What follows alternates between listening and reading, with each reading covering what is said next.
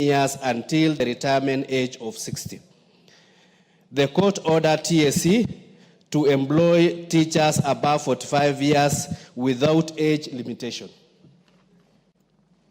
Honorable Speaker, despite the 2019 court ruling, many trained, registered, and qualified teachers aged 45 years and above continue to be discriminated against in recruitment. This group of teachers have been continuously applying for jobs, meeting all the recruitment requirements, but are still overlooked in hiring process. This happens despite Kenya facing a severe shortage of teachers, with over 110,000 vacancies reported in 2023, including a deficit of 72,422 teachers in junior secondary school alone.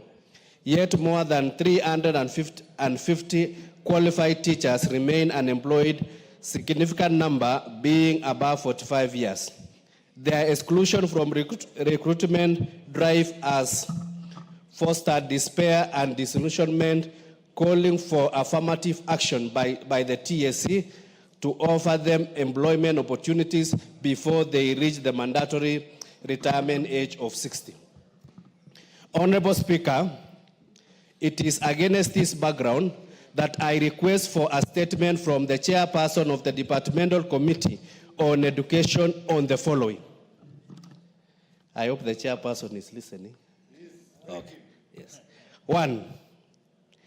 A request on the number of registered teachers above 45 years who are currently not employed by TSC, indicating their year of graduation, year of registration, the current ages, and distribution countrywide, particularly the sub-counties within Uasin Gishu County.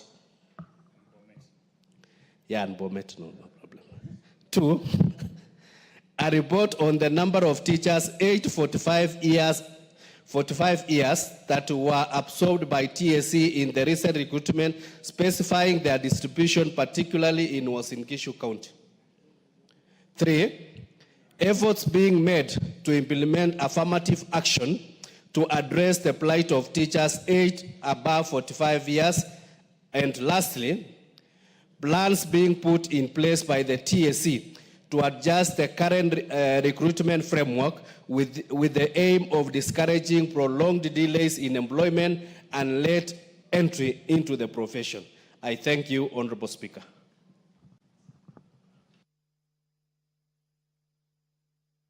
Chairperson on Education, Honorable Meli, member for Tinderet.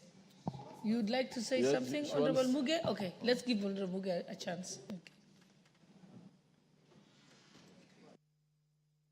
Thank you, Honorable Speaker. I'd like to make a comment, of course, thanking the Honorable DK for that very good statement sought from the Departmental Committee on Education.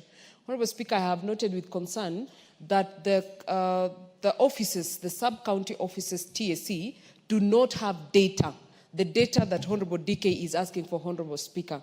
Because you cannot be in a country where you have teachers trained and teachers registered through TSC, and when asked to give details of the graduation years of teachers in those sub-counties, you're not able to give, Madam Speaker. It is a very bad show in terms of record keeping and in terms of proper planning in this country. Honorable Speaker, if the details of the records were available, we would be comfortable saying this institution knows how many teachers graduated when and how old they are, and they will be able to use that information to actually inform the decisions that are being made going forward. So we want to ask, Honorable Speaker, that that information be made available so that better and proper decisions can be made. Because without data, you can hardly make a proper decision. Thank you, Madam Speaker. Thank you. Response from the chairperson. Honorable Kamuren, you want to say something? I'll give one more person before I let you respond as chairperson. Honorable Kamuren. Madam Speaker, I want to make it to... Thank you, Madam Speaker, but the goodness is that Kamuren comes from Baringo and I come from Kericho, and I think our fathers actually were confined to those areas, Madam Speaker. Madam Speaker, I want to support what DK has mentioned. This one, Madam Speaker, should not be confined only to a single issue or SOE. This is a national issue which is affecting all the teachers, especially those who are above 45 years, Madam Speaker. I would like to commend that, Madam Speaker, that what has to be followed is they have to make sure that those who are above 45 years should be considered, Madam Speaker. So that is my comment, Madam Speaker. Thank you, Madam Speaker.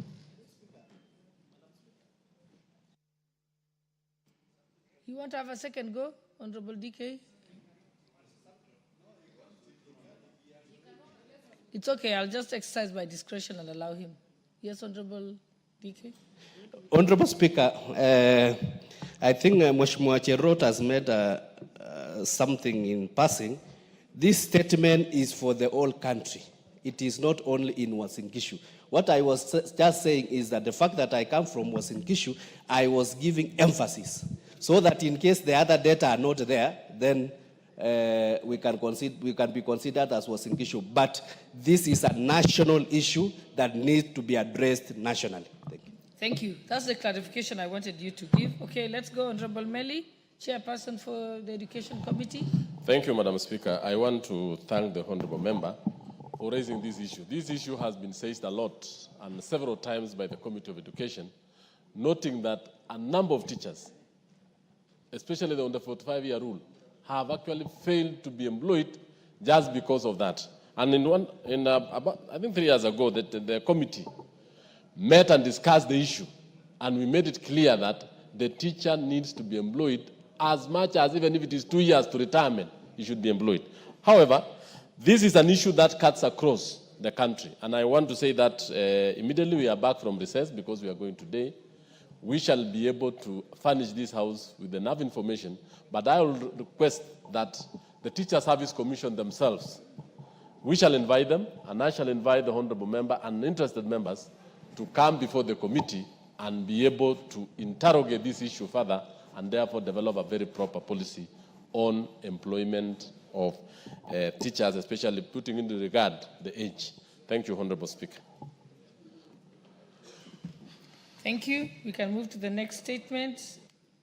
That's the one by the Honorable Tom Boyer, member for Nyatike. Are you present? I'm here. Okay, give him the mic. Thank you, Honorable Speaker. Allow me to request for a statement regarding the state of the infrastructure of Kenya Power in Nyatike constituency. Honorable Speaker, pursuant to the provisions of Standing Order 44-2C, I wish to request for a statement from the Chairperson of the Departmental Committee on Energy regarding the state of the infrastructure of Kenya Power within Nyatike constituency and its impact on power supply in the area. Honorable Speaker, the electricity transmission and distribution infrastructure in Nyatike is currently in a state of disrepair. Across all the 7 wards of the constituency, residents of Nyatike have raised serious concerns regarding exposed surging and fallen power lines, dilapidated poles, and malfunctioning transformers. These unsafe installations have caused multiple injuries to residents, especially during the rainy season, when the risk of electrocution becomes even higher. On Tuesday, 22nd April 2025, Mr. William Onyango was electrocuted by a fallen electricity wire, sustaining serious injuries, and is currently recuperating in a hospital. Sadly, this is not an isolated incident. There are multiple cases of people being injured due to unsafe power lines and other faulty installations in the constituency. Additionally, Nyatike has been facing frequent and prolonged power outages, causing significant disruption to both social and economic activities in the area. The impact of these outages is far-reaching, with businesses reporting substantial financial losses due to the inability to operate consistently. Critical operations in hospitals are at risk due to absence or failure of power backups. The blackouts have also heightened insecurity in Nyatike due to non-operational streetlights and security systems. Honorable Speaker, It is against this background that I request for a statement from Chairperson of the Departmental Committee on Energy on the following. 1, status of replacement and maintenance of dilapidated power transmission and distribution infrastructure, including collapsed poles and hanging live wires in Nyatike constituency. Report on the causes of the frequent and prolonged power outages in Nyatike constituency and steps that the Ministry of Energy is taking to address and prevent the outages, including expected timelines for the implementation of strategies to alleviate the current crisis. Number 3, the measures that the ministry has put in place to compensate Mr. William Onyango, including reimbursement for medical expenses and consequential losses suffered by the family of Mr. Onyango, indicating specific timelines, and report on the number of victims and or deaths that have occurred due to faulty power infrastructure since 2017, and whether compensation of the same has been finalized. Thank you, Madam Speaker. Thank you. Chairperson, Departmental Committee on Energy, or a representative? Okay, on behalf of Majority Leader, who's available? Oh, yes, yes. Honorable Gikaria, you're here. Proceed. We need your undertaking. Okay. I went there twice, actually. I couldn't get the zero out. So. Go to the next mic. I think the one next to you. Thank you, Honorable Speaker. Because of the sensitivity of the issue, Honorable Speaker, we request 2 weeks after recess. Thank you, Honorable Speaker. Thank you. Okay, and honorable members, we shall go back to request for statement number 1, which was supposed to be given by Honorable Mungale, member for Lunga Lunga. I think he's now back in the House. Could you proceed? Thank you, Honorable Speaker. Honorable Speaker, pursuant to Standing Order number 44-2C, I rise to request for a statement from the Chairperson of Departmental Committee on Administration and Internal Security regarding the status of construction of Lunga Lunga Sub-County Headquarters. Honorable Speaker, the establishment of Lunga Lunga Sub-County was initiated in 2012, with the construction of its headquarters commencing in Lunga Lunga town in the same year. Regrettably, the project has stalled for over 4 years, and there are current no indications of its resumption. Honorable Speaker, the absence of the fully functioning sub-county headquarters has severely hampered effective service delivery in Lunga Lunga. Public officers, including the county commissioner and head of departments, have been forced to operate from temporary, inadequate facilities, compromising efficiency, coordination, and accessibility of government services to the people. This situation has not only delayed critical administrative function, but also undermined the confidence of residents in government operations at the grassroots level. Honorable Speaker, it is against this background that I request for a statement from the Chairperson of the Departmental Committee on Administration and Internal Security on the following: the current progress of the construction of the Lunga Lunga Sub-County Headquarters, and second, the measures, if any, being undertaken to expedite its completion in order to provide proper office space for the county commissioner, heads of department, and other public officers intended to operate from these premises. Thank you, Honorable Speaker. Is that also to be committed on by the Chair, Departmental Committee on Energy? The Chair, Administration, National Security? Any member of the Committee on Administration and Internal Affairs?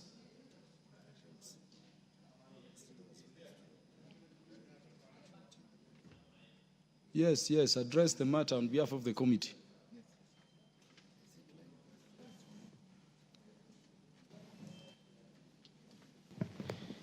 Thank you, Honorable Speaker.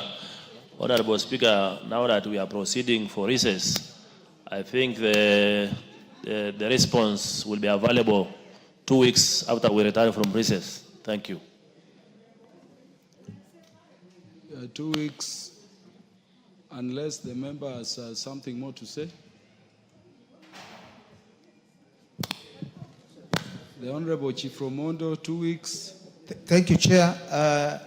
Because the response needs a lot of research to get to know where the project has reached and the contract period and all that.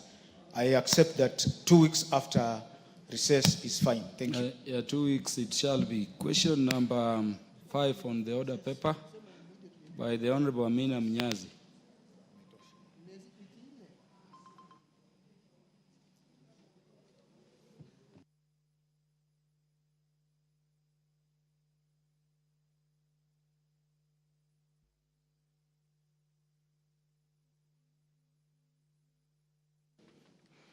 Yeah, the question number 5 on the list for statements is deferred until the member comes to the House or to the future.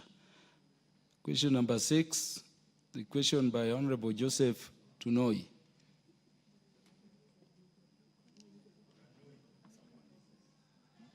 Tonui. Thank you, Honorable Speaker, for giving me this opportunity to issue this statement. Honorable Speaker, pursuant to the provisions of Standing Order 44.2c, I wish to request for a statement from the Chairperson of the Departmental Committee on Housing, Urban Planning and Public Works regarding the stall construction of the Olengurwane Stadium. Honorable Speaker, the construction of the Olengurwane Stadium commenced in the year 2012. Honorable Tonui, you're not audible to the House. And Honorable Speaker, the construction of the Olengurwane Stadium commenced in the year 2012 under the national government through the Ministry of Public Works, Housing and Urban Development. However, more than a decade later, the project remains incomplete. This prolonged delay in the construction has not only denied residents access to vital public sporting facility, but also exposed the site to degradation, notably severe soil erosion has taken toll on the parts of the stadium grounds, posing a significant risk of structural collapse and potential loss of public investment if urgent remedial action is not taken. Moreover, with the reported transfer of the project to the county government of Nakuru, it is imperative to clarify whether this was done in accordance with the law. Honorable Speaker, it is against this background that I request for a statement from the Chairperson of the Departmental Committee on Housing, Urban Planning and Public Works on the following.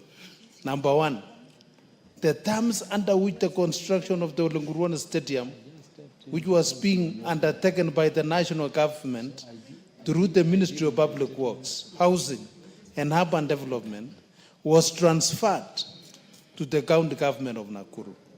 Number 2, full details of the contract sum for the project, including the total amount paid out at the time of transfer, the outstanding balance, and any indication of the corresponding funds were lawfully and fully transferred to the county government of Nakuru, and whether the process was done according to the law.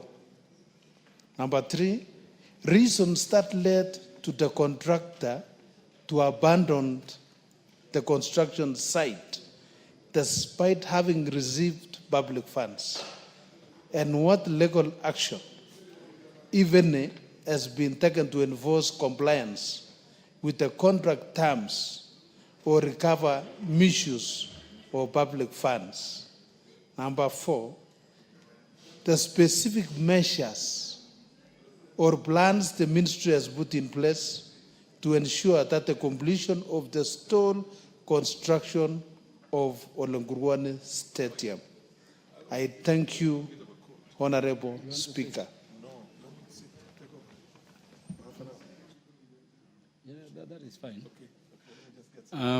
The chair, the Departmental Committee Housing, Urban Planning and Public Works. Yeah, the Vice Chair, the Honorable Rindikiri. Please commit.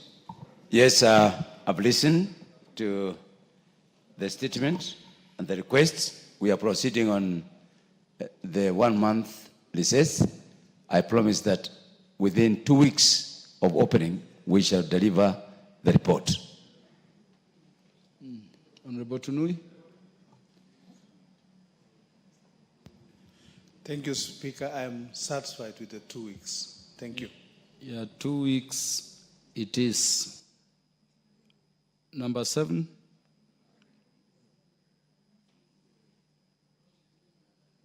Question number 7, the question by Honorable Cynthia Muge, MP. Thank you, Honorable Speaker. Pursuant to the provisions of Standing Order 44-2C, I rise to request for a statement from the Chairperson, Departmental Committee on Labor regarding the welfare of Kenyans working in the Middle East. Honorable Speaker, in November 2024, the Ministry of Labor and Social Protection launched a job recruitment program for connecting skilled and semi-skilled Kenyans with overseas employment opportunities, particularly, Honorable Speaker, in the Gulf countries. Those are Qatar, Kingdom of Saudi Arabia, and the United Arab Emirates. This program, which targets placing 21,000 Kenyans in overseas jobs in the first phase, Honorable Speaker, is part of Kenya Kwanza's broader strategy to address high unemployment rates, especially among the youth. Those are the people between 18 and 34 years old, which make 35% of the total population of this country. The Ministry, Honorable Speaker, contracted accredited private agencies, one of them being the Blue Wave International Services Limited, that was to facilitate recruitment to the UAE, and partnered with the Youth Enterprise Fund to provide soft loans that ranged from 185,000 to a tune of 650,000 shillings to cover for agency fees, the air tickets, the visas, the medical expenses. That is for the successful youth, Honorable Speaker. Whereas the ministry's initiative demonstrates a proactive approach to reducing unemployment by tapping into the opportunities in the global labor markets, several concerns have been raised about the process. Notably, Honorable Speaker, there are claims of exploitation and unethical practices during recruitment, where some private agencies charge illegal fees or mismanage funds meant for job seekers. The Honorable Rachel Nyamai, what is out of order? Honorable Speaker, I just noted that the Honorable Farah Maalim was sitting in the House. And though I've been around for long, I do not know the exact rule about eating in the August House. Actually, he has been eating nuts. The nuts are here, Honorable Speaker. He has eaten. He did not even give me a piece to eat. And he left the nuts here, Honorable Speaker. The nuts have been left here. I don't know whether for me to continue eating or to do what. So I just want to know, and also so that those who are in their first term can learn, is it allowed to eat, Honorable Speaker, in the August House? Thank you, Honorable Speaker. The nuts are here, evidence presented to you. Exhibit, Honorable Speaker. Farah Maalim, understanding order number 1, the Speaker directs the Sergeant at Arms to take that foodstuff out of the plenary. From the Chairperson of the Departmental Committee on Housing, Urban Planning and Public Works regarding the stall construction of the Olengurwane. and any indication of the corresponding funds were lawfully and fully transferred to the county government of Nakuru, and whether the process was done according to the law. Number 3, reasons that led to the contractor to abandon the construction site despite having received public funds, and what legal action, even has been taken to enforce compliance with the contract terms or recover misuse of public funds. Number 4, the specific measures or plans the ministry has put in place to ensure that the completion of the stall construction of Olengurwani Stadium. I thank you, Honorable Speaker. Yeah, that is fine. The chair, the Departmental Committee, Housing, Urban Planning and Public Works. Yeah, the Vice Chair, the Honorable Rindikiri. Please commit.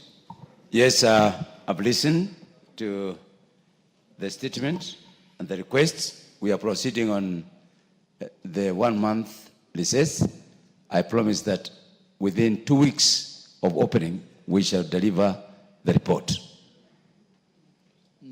Honorable Tunui. Thank you, Speaker. I am satisfied with the 2 weeks. Thank you. Yeah, 2 weeks it is. Number 7.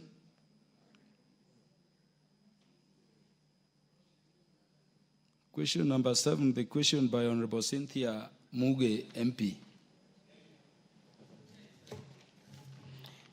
Thank you, Honorable Speaker.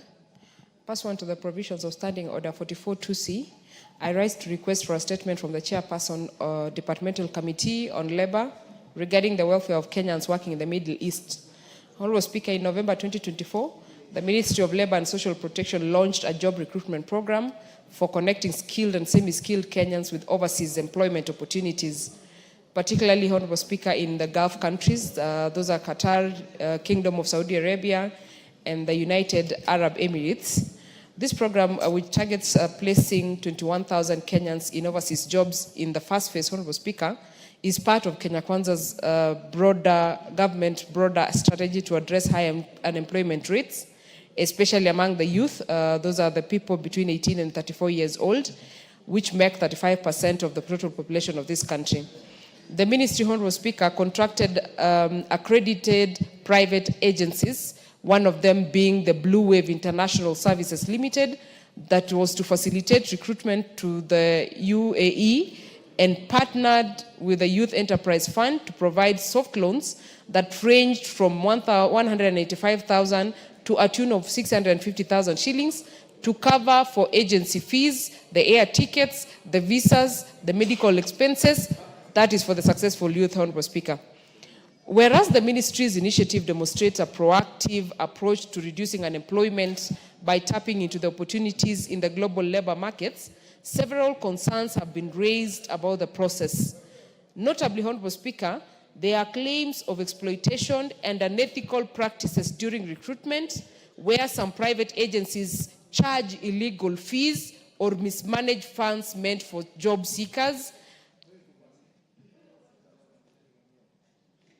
The Honorable Rachel Nyamai, what is out of order?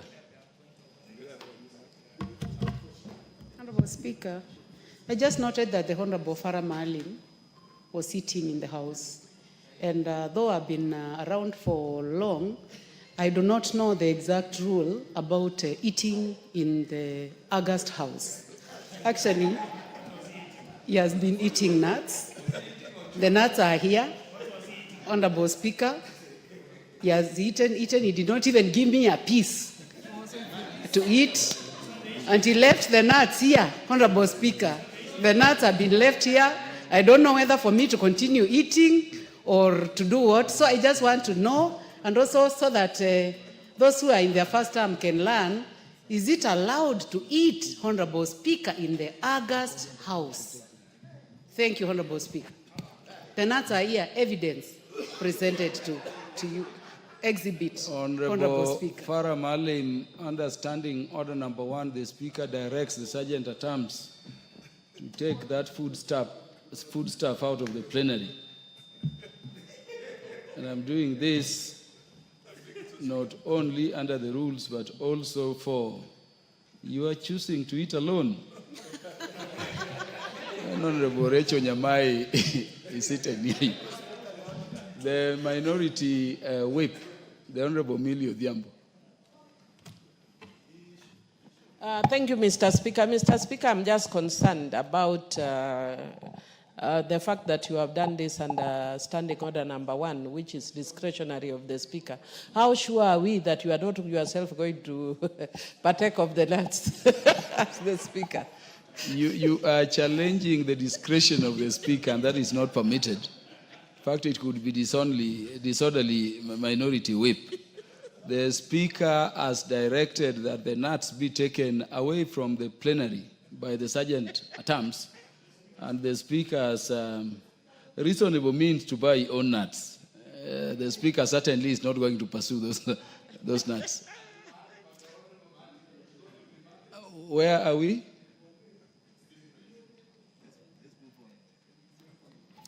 Honorable Speaker, Yes, Honorable Cynthia Muge, proceed.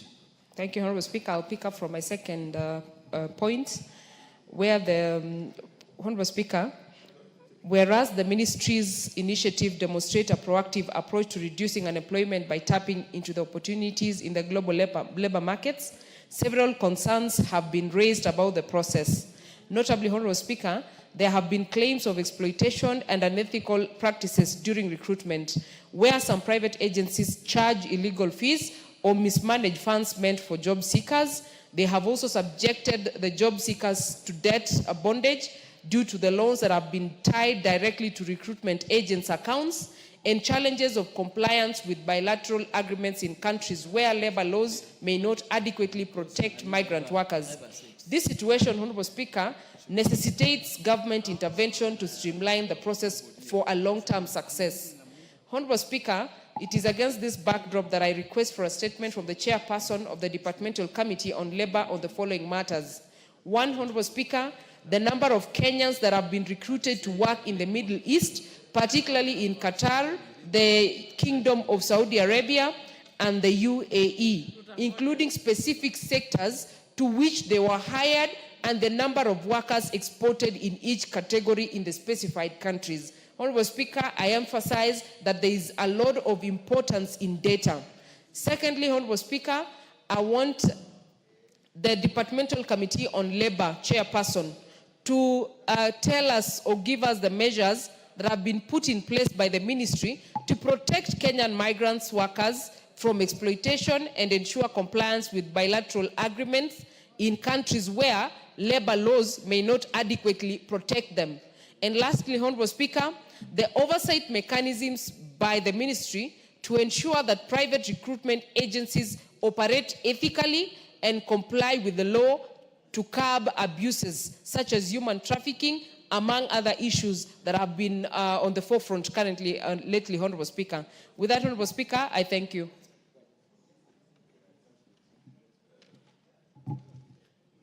The Chair of the Labour Committee. Yes.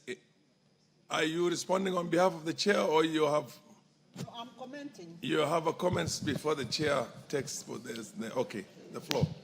Thank you, Honorable Speaker. Honorable Speaker, I want to say the statement by Honorable Cynthia is of paramount importance in this House. Honorable Speaker, bearing in mind that export of labor from this country is one of the key pillars that we are working under, so that we can have our young people working outside our country.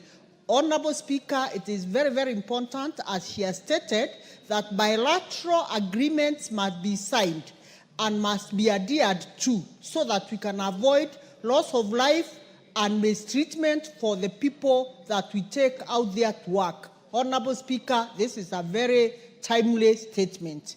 Thank you, Honorable Speaker. Yes, Honorable Millie Odhiambo, Minority Whip. Thank you, Mr. Speaker. Mr. Speaker, I just want to thank Honorable Cynthia Muge for raising this issue, and especially the concerns over issues of possibility of trafficking of persons. And we have seen very many cases of women who are mistreated when they're out. Mr. Speaker, I'm just requesting that if the Honorable Member could consider asking the relevant ministry to consider long-term change of policy. Many countries with migrant workers are working towards employment opportunities at home. If you go to the Philippines, everybody who wants to get elected gets one, their agenda is how to see their own people back home. They are moving away from sending their people home, away from home, but we are doing a deliberate policy to send people away from home. Can we consider, is it something that you can consider as a policy if it could be raised, of creating jobs at home, however humble they are? Thank you.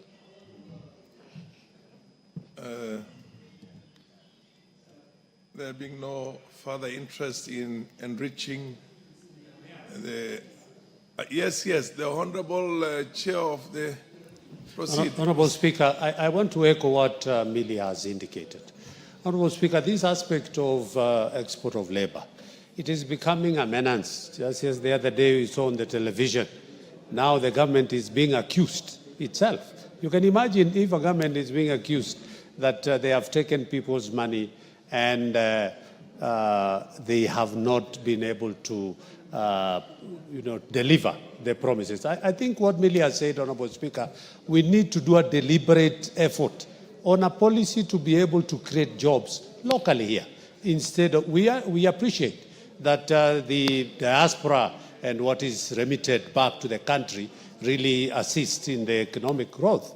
But it is important, Honorable Speaker, that we do and deliberately put into place measures that will create jobs locally, particularly on matters to do with industrialization and manufacturing, because that is key. And what you are doing from the counties through the national government, I think that is where we need to go, Honorable Speaker, so that we can be able, instead of all this madness of sending our children to be, mistreated away from the country. Thank you, Honorable Speaker.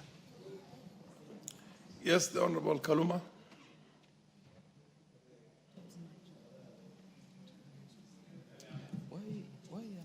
Can you give Honorable Kaluma the mic? I thank you very much, Honorable Speaker. Honorable Speaker, I'm just from a meeting by IMF and World Bank where it was confirmed that by 2035, barely 10 years from now, we'll be having a population surge of 1.2 billion young people seeking opportunities for jobs. In the globe? Across the globe. And the numbers are even bigger in developing countries. I know Kenya is listed as a middle income economy, Honorable Speaker, and I'm emphasizing this because I saw the President mention somewhere in China that unlike other East African community nations, Kenya is a middle income economy. The others still remain listed as least developed countries, and then the media was running around saying that is undermining the other states. That, of course, is the fact, and Kenya is at a disadvantage because of that categorization as a middle-income state, as the President explained. But, Honorable Speaker, the consequence is that we may not have sufficient engagement or job opportunities for our young people. And this would necessitate that where our young population is surging, they will be seeking opportunities in states where the older population are the majority. What needs to be interrogated by the committee as they respond back to us, Honorable Speaker, is how we can ensure that our people, the citizens of Kenya going outside of our territory, have job opportunities, can participate in the local economy, but are also protected in terms of the surrounding labor practices. And I think this should not be looked at just in terms of the Middle East, but, Globally. all across. Otherwise, Honorable Speaker, this current administration, I have to commend the president. He's doing very well. When I was in Washington, I was shocked. From Moma Bay Town constituency alone, in the last 1 year, over 17 primary school teachers who upgraded their levels of studies to graduate have gone to the United States.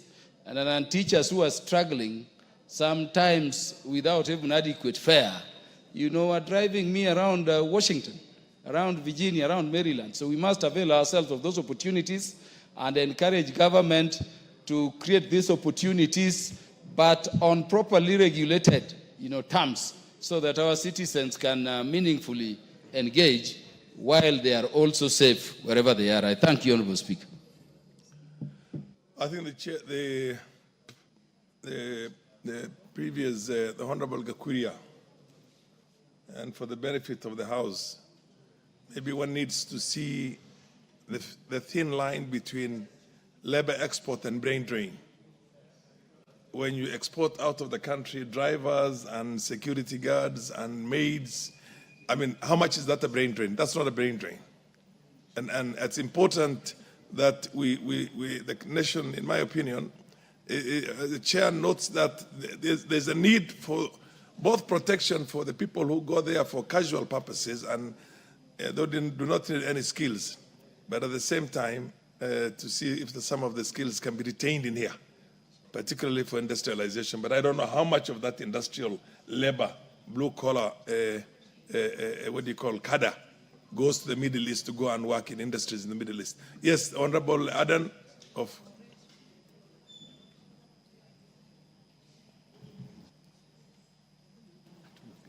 Can you give the mic to Honorable Adan? Okay, thank you, Honorable Speaker, for giving me this opportunity.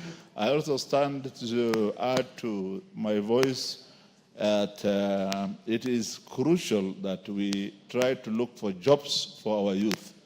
Currently, the number of youth out of school, those who finished universities with certificates, those who finished other lower cadre colleges with diplomas, those who dropped out of school at maybe primary and secondary school level, who are in every household in this country is seriously alarming. Looking at our environment, I am not seeing in the near future where we can create adequate jobs for all these youth. So this issue of looking for jobs outside the country is very crucial. Even if they don't remit back anything to this country, even if they only take care of themselves wherever they are, feed themselves, feed their families, just to themselves, that itself is very, very important. And when we see, as you said, the number of people going out there or looking for these jobs, and the jobs which are available there, there is no opportunity of what we call a brain drain. We already have too many brains in this country to fit into the economy of this country.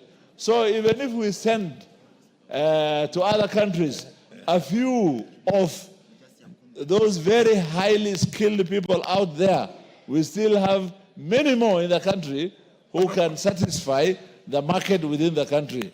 And therefore, much as it is very important Honorable Adan, this is now a debate. You need to raise issues that you think will enrich the statement that is sought. Don't debate the matter. Madam Mugi has asked for a statement. If you think you have additional information to include into that so that the chair can take note of that, and when the chair is responding, is able to encompass all that. That is the essence of allowing a few more people to partake in this statement sought. But the only thing I will add is that when the chair is looking at this issue, there should be very stratified objectives of making sure that the Kenyans who are going out, their safety, their security, and their working environment should be satisfied and corrected. Thank you. That's noted. Madam Nyamai, you have something to add to? Yes. Yes. Thank you very much, Honorable Speaker. I would like to add my voice to this matter that has been raised by the Honorable Cynthia Muge, which is extremely important, Honorable Speaker. And the biggest concern, Mr. Speaker, is our children, the children that we are seeing out there, or our young people out there who are suffering in the Middle East. And I think what I would encourage the committee to do is to encourage the Ministry of Labor to get more involved, especially with the private agencies, because I think that is where the problem is. They must be regulated by government. I think this is something that the committee must look into, and also try as much as possible to monitor them when they get there, evaluate the places where they go, and ensure that even the country is able to benefit from them through the remittances and also some form of giving back to the country through taxation. Although these days people seem not to like the word taxation, but I believe that we are producing more graduates than we can absorb. So to me, this jobs Maju is a big idea from the president, and we must laud government for it. Yeah, Thank you, Honorable Speaker. Honorable Oundo, and then the Honorable, yes, the Lady Martha, yes. Please be very brief and just, if there's any gap that was left you feel that should be included in the statement. Thank you, Honorable Speaker. And, just add that. I just request the committee, the chair of the committee, while responding to the matter, they need to be very deliberate in their answer. And you have clearly said there's a difference between dumping excess labor and brain drain. Indeed, what we are doing currently, going to Middle East, this dumping excess labor, they were promised jobs, and it was all stories. Now they have been left on their own. All they can do is to go and suffer outside there. We need to stratify those who are in the Middle East. What's the cadre of the jobs they are doing?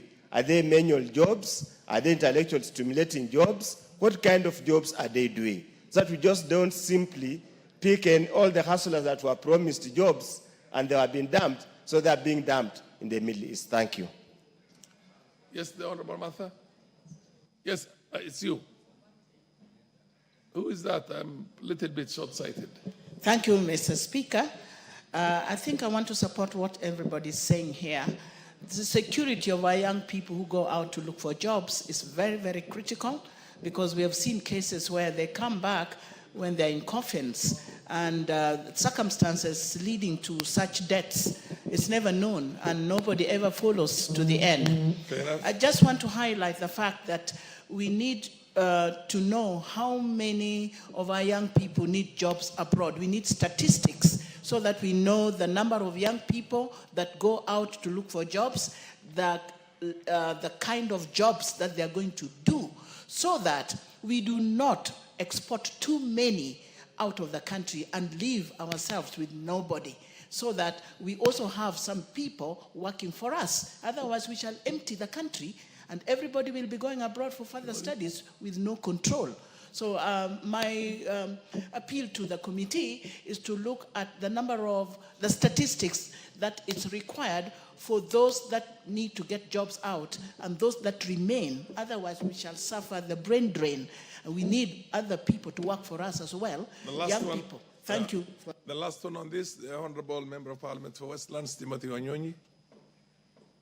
The last thank you, Mr. Speaker. Of the statement, yes. Yeah, Mr. Speaker, while looking for jobs for our young people abroad is a noble thing, but Mr. Speaker, it needs to be regulated by the government, because they're mushrooming illegal agencies that are fleecing our young people. They're getting as much money from them and then just abandoning them or disappearing without anything. So the government must be serious about it, regulate it, and make sure even those agencies peddling this, they must be properly, Mr. Speaker, regulated by the government. Thank you. Fair enough. The MP for Kesses is the very last one now. And then make sure that you raise issues that have not been raised. Yes, thank you so much, Mr. Speaker. I think all our discussion from members who have contributed surrounds about establishing clear framework.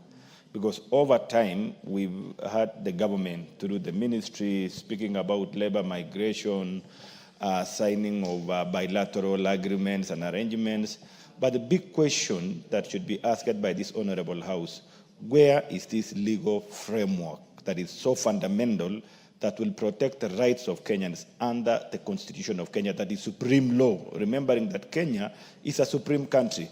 And for that purpose, if we are going to have this discussion, yes, I understand we want to respond to the challenges of our unemployment for our youth in our country.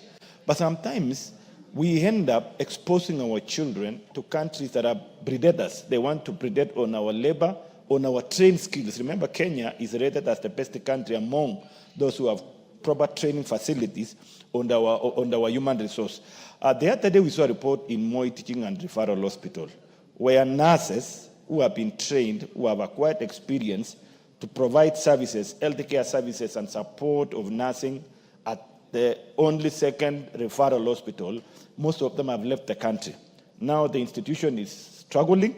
They don't have enough budget to go back to employ.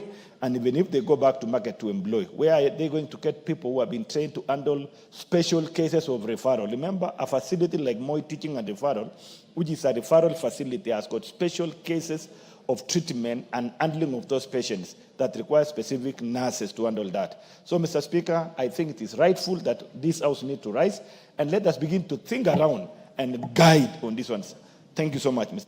The chair of the committee, or a member of the committee who is going to, or the majority leader, majority whip, who is here for this matter?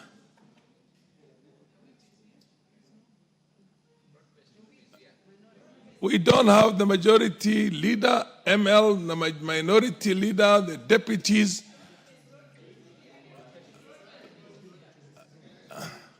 Is there a member of the Labour Committee here in the House? Millie, can you now take this responsibility on behalf of the House? Because you have a collective responsibility. And I presume now that you have a broad-based government, you should be willing to take certain responsibility for your colleagues in the government. Thank you, Mr. Speaker. Mr. Speaker, we have a broad-based arrangement. And within that broad-based arrangement, Mr. Speaker, I'm speaking carefully as a lawyer. And within that broad-based arrangement, Mr. Speaker, I undertake that this matter will be responded to within 2 weeks of return because of its urgency. Within 2 weeks? After we resume. Okay, fair enough. The next one is the honorable member from Msambweni, Faisal Bada.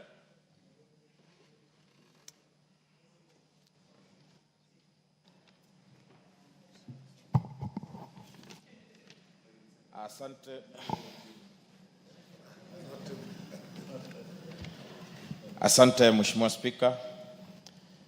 Nimesimama kuweka ombi la kauli kuhusu unyekuzi wa ardhi ya msikiti wa Kongo. Mheshimiwa Spika, kwa mujibu wa kanuni za kudumu 44(2) cha, nasimama kuomba kauli kutoka kwa mwenyekiti wa kamati ya kiidara ya ardhi kuhusiana na unyekuzi wa ardhi ya umma ya msikiti wa Kongo katika eneo bunge la Msambweni. Mheshimiwa Spika, msikiti wa Kongo una dhima ya kihistoria na kidini kwa kuwa ulijengwa katika karne ya 14 ya awali na Wajemi. Mheshimiwa Spika, Wajemi ni Persians. Msikiti huu ulitambuliwa kwa mara ya kwanza kama kumbukumbu la kitaifa na serikali ya kikoloni mnamo mwezi Juni mwaka wa 1927. Baada ya Kenya kupata uhuru, msikiti wa Kongo pamoja na ardhi inayoizunguka ulitangazwa rasmi kuwa kumbukumbu la kitaifa lililolindwa chini ya sheria. Hata hivyo, mnamo mwaka 1986 inadaiwa kwamba watu fulani walishirikiana na maafisa waandamizi wa serikali kutekeleza njama ya kumilikishwa ardhi hiyo kwa rais wa wakati huo, hayati Daniel Toroitich Arap Moi, kwa njia ya udanganyifu na isiyo ya halali. Mnamo mwaka wa 2009 akiwa amestaafu, hayati Rais Moi alifahamishwa kuhusu umilikishaji huo usio halali na kwa hiari yake alirejesha hati miliki ya ardhi hiyo kwa msajili wa hati. Hatua hii ilipelekea kubatilishwa kwa hati miliki hiyo na kurejesha hali ya umiliki wa ardhi hiyo kuwa ya umma kama ilivyotambuliwa tangu mwaka wa 1927. Mheshimiwa Spika, kutokana na hatua hizo, serikali ilitenga ardhi hiyo kwa manufaa ya jamii ya Waislamu wanaoswali katika msikiti wa Kongo na kutoa hati mbili.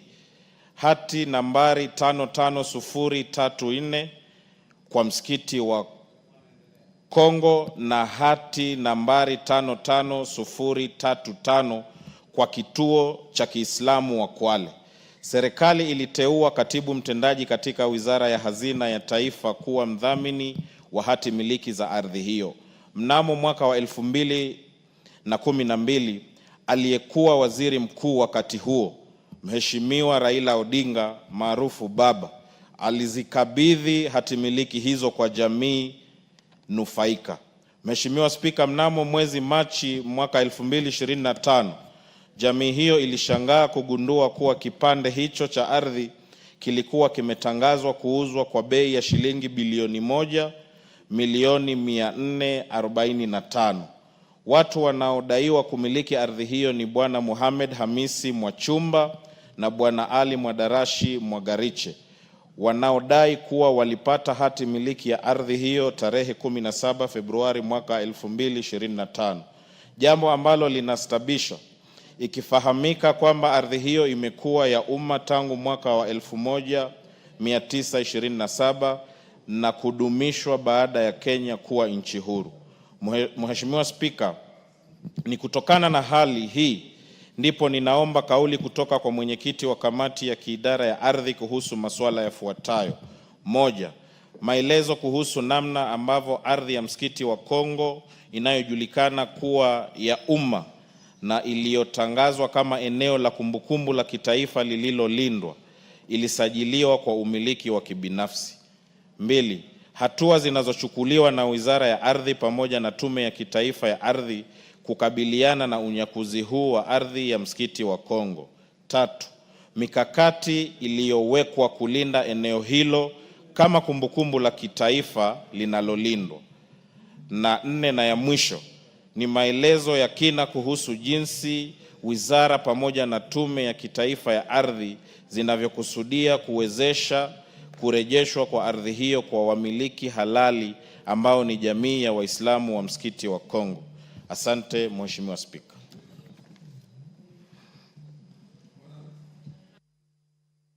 Kuna mheshimiwa wote kuchangia hiyo.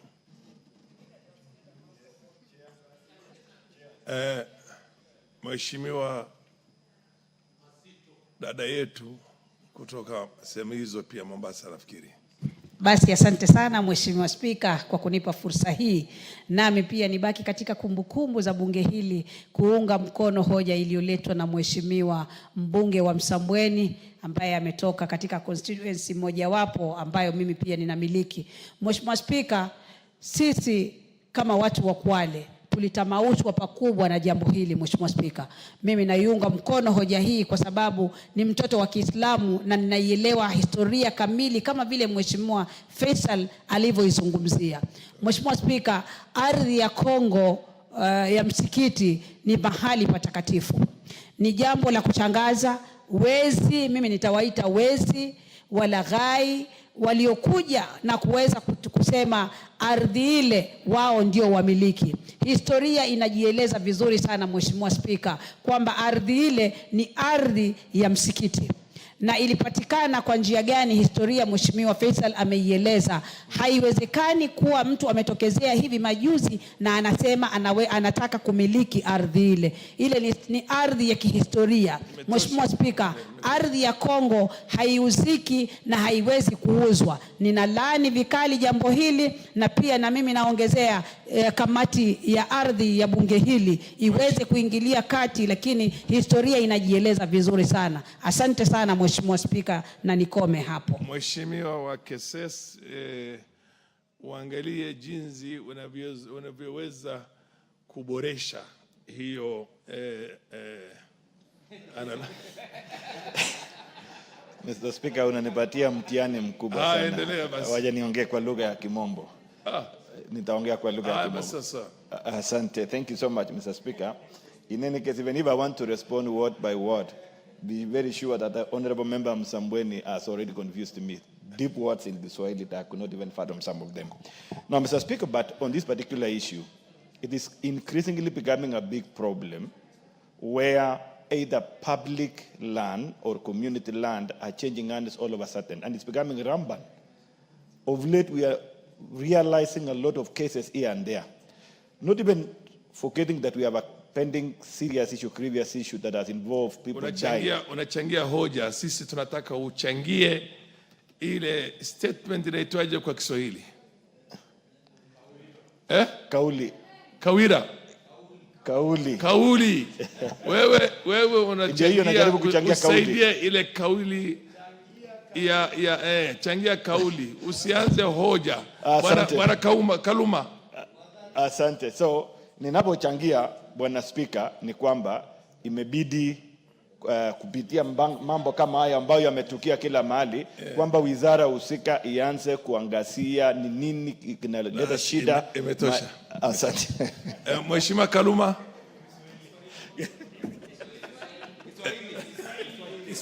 Inaitwa nidhamu kwa Kiswahili, point of order. Sema Bwana Kaluma. Hebu mpe. Honorable Speaker, I'm standing under Article 27 of the Constitution, which speaks to the matter that nobody shall be discriminated based on any consideration, including language. Yeah. Honorable Speaker, the question being raised by Honorable Faisal Bade here is a very serious question. I remember the last time I saw Prime Minister Raila Amolo Odinga is when he was meeting the PS for lands over this very matter. Yes. And you know, when Baba meets and commits by any means, including on X account, that action is being taken, it is a serious issue. It is also serious because it is concerning a mosque, and people of the Islamic faith should be considered in terms of how we respect all places of worship. Honorable Speaker, why I'm standing under Standing Order number 27 is to ask whether under Constitutional Article 27, Article 27 of the Constitution, yes, is to ask whether the Honorable Member and the Chair of the relevant committee or his representative are right, Honorable, to address such a serious matter in Kiswahili when members who feel deeply about it, like us, whose disabilities in that language are well known, are in the House, Honorable Member. Could you direct the members to ask this question in English so that we can participate like any other member? Mheshimiwa Kaluma, nidhamu. Mheshimiwa Kaluma, katika nidhamu yetu na katika katiba yetu ni lugha mbili ambao unaweza kuzungumzia katika bunge, ni Kiswahili na Kizungu. Kwa hivyo kama amezungumzia Kiswahili ako kwenye nidhamu. Mheshimiwa Kore Anyan Mayaka. Asante Mheshimiwa Spika kwa kunipa fursa hii niweze kuchangia hoja hii muhimu. Na mimi itasema kwamba naliunga mkono hoja ya Mheshimiwa kuhusu msikiti wa Kongo. Na Mheshimiwa, mambo kuhusu ardhi imekuwa ardhi, hasa ardhi za sehemu za kidini, imekuwa ni donda sugu katika nchi hii. Mheshimiwa, tumepata msukosuko mingi katika sehemu za sala, iwe ni kanisa, iwe ni misikiti, kuhusu ardhi na majibizano kuhusu uongozi wa sehemu hizo. Lakini ardhi imekuwa ni jambo ambalo limeleta matatizo mengi sana katika sehemu zetu za dini. Na Mheshimiwa, ningependa kamati wakati watakapokuwa naangalia hoja hili kuhusu msikiti wa Kongo, wasiangalie msikiti wa Kongo peke yake, waangalie katika sehemu zote za dini ambazo ziko na mabishano kuhusu ardhi, iwe ni kanisa, iwe ni misikiti katika nchi hii. Tunajua hapa Nairobi wiki iliyopita tulipata matatizo katika msikiti wa Majengo. Tunajua msikiti wa Jamia hapa hapa Globe hapa Njiru pia watu waliumizana juzi kuhusu mabishano kuhusu ardhi. Kisumu kulikuwa na mabishano kuhusu msikiti na kanisa, hadi msikiti wenyewe ukapewa jina ambaye ni inahusisha madini zote mbili. Kwa hivyo majibizano aina hii kuhusu ardhi katika sehemu za maombi ni nyingi, na ningependa kamati iangazie sehemu zote ambazo ziko na mabishano. Asante. Amekusikia kamati Mayaka, alafu chairman ya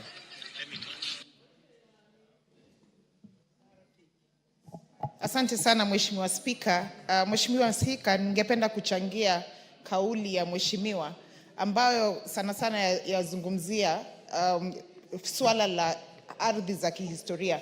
Mheshimiwa Spika, ardhi za kihistoria na ardhi za kidini ni mambo ambayo kamati ambayo inaitwa National Heritage ama kamati ya kukuza kitaifa inafaa iangalie kabisa swala hili, na inafaa ya kuwa tuwe na sera ama policy ili tuweze kujua kama taifa, katika taifa letu la Kenya, ni wapi ambapo tuko na ardhi za kihistoria ambazo hazijateuliwa, ambazo hazijalindwa, ambazo hazijazingatiwa kwenye sheria, ili tuweze kuhakikisha ya kwamba zimekuwa na ulinzi ambao uko tafakari kabisa. Kwa hivyo Mheshimiwa Spika, nashukuru Mheshimiwa huyu kwa kuleta kauli hili, na ningependa kwamba kamati ambayo itaenda kuangalia jambo hili liweze kuangalia ni sera gani ambayo tunaweza leta ili tupate swala hili la ardhi za kihistoria kuweza kutatuliwa kihaswa. Asante sana Mheshimiwa Spika. Mheshimiwa, alafu kisha tutamsikiza mwenyekiti wa kamati. Mheshimiwa Spika, mimi ningependa kuchukua nafasi hii ili niweze kuunga mkono hoja hili ambayo imeletwa na Mheshimiwa Faisal. Mheshimiwa Spika, mambo ya ardhi katika nchi hii imekuwa chanzo ya watu kuuana, imekuwa chanzo ya watu kunyakua ardhi ambayo si yao, ardhi ambayo ni ya community. Na Mheshimiwa Spika, mimi kwangu nimeongea na Mheshimiwa Faisal hapa, na nimewahi kuuliza yeye ni kiasi gani ya hili shamba imenyakuliwa, na ameniambia ni eka 16. Bwana Spika, hili ni jambo ambalo hata inasidi wale ambao wanahusika, wale kamati ambao wanahusika na hii. Na Bwana Spika, mimi ningependa kupendekeza ya kwamba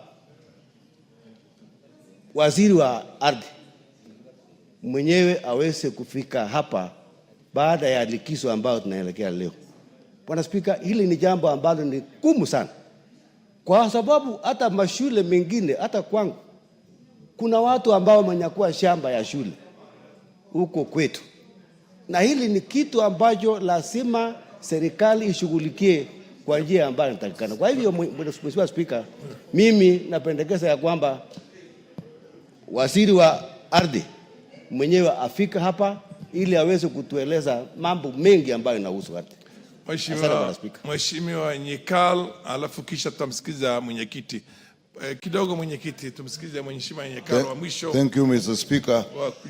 Mr. Speaker, I just want the committee to look at a much deeper question relating to land. The problem is so much that the documents that we use for land procedures and processes are no longer look valid. When the committee is looking at this, can they really look at documents like a search certificate? What does it mean you have a search certificate and then later on you find that the search certificate did not reveal all the details about the land? Why then should citizens pay for that certificate? Two, what we call titles. People have titles and yet transactions can go on and later on the title is found to be invalid. And these are government documents. Where is the process and what do we do And we need another way of actually using documents that have detailed information which the government can take responsibility for. Thank you, Mr. Speaker. Mheshimiwa mwenyekiti ya kamati la ardhi. Oh, unataka kuchangia? Na ni wapi kama mwenyekiti wa kamati ya ardhi? Kuna mtu yeyote kutoka hiyo kamati hapa katika bunge? Haya, mheshimiwa endelea, alafu hiyo yako ni ya mwisho kabisa kuchangia hiyo.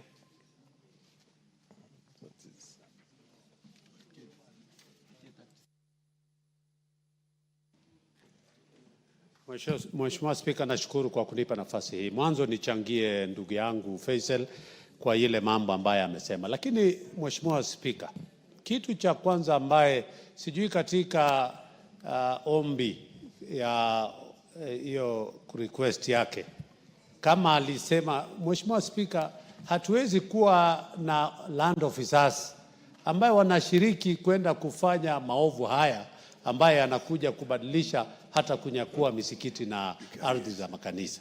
Kwa hivyo sijui kama ndani ya tungeomba kamati watoe hukumu ama inaitwaje? Hiyo hukumu kwa wale ambaye waofisa wa mashamba walihusika katika ubadilishaji wa haya. Pili, vile ndugu yangu amesema kulete waziri hapa.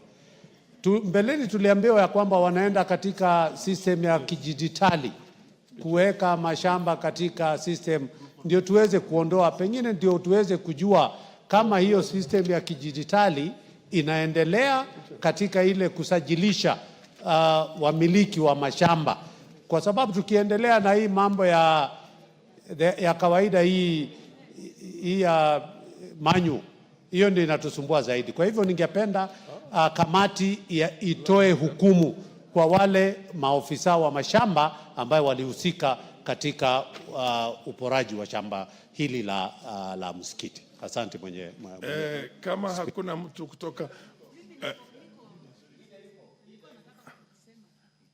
ni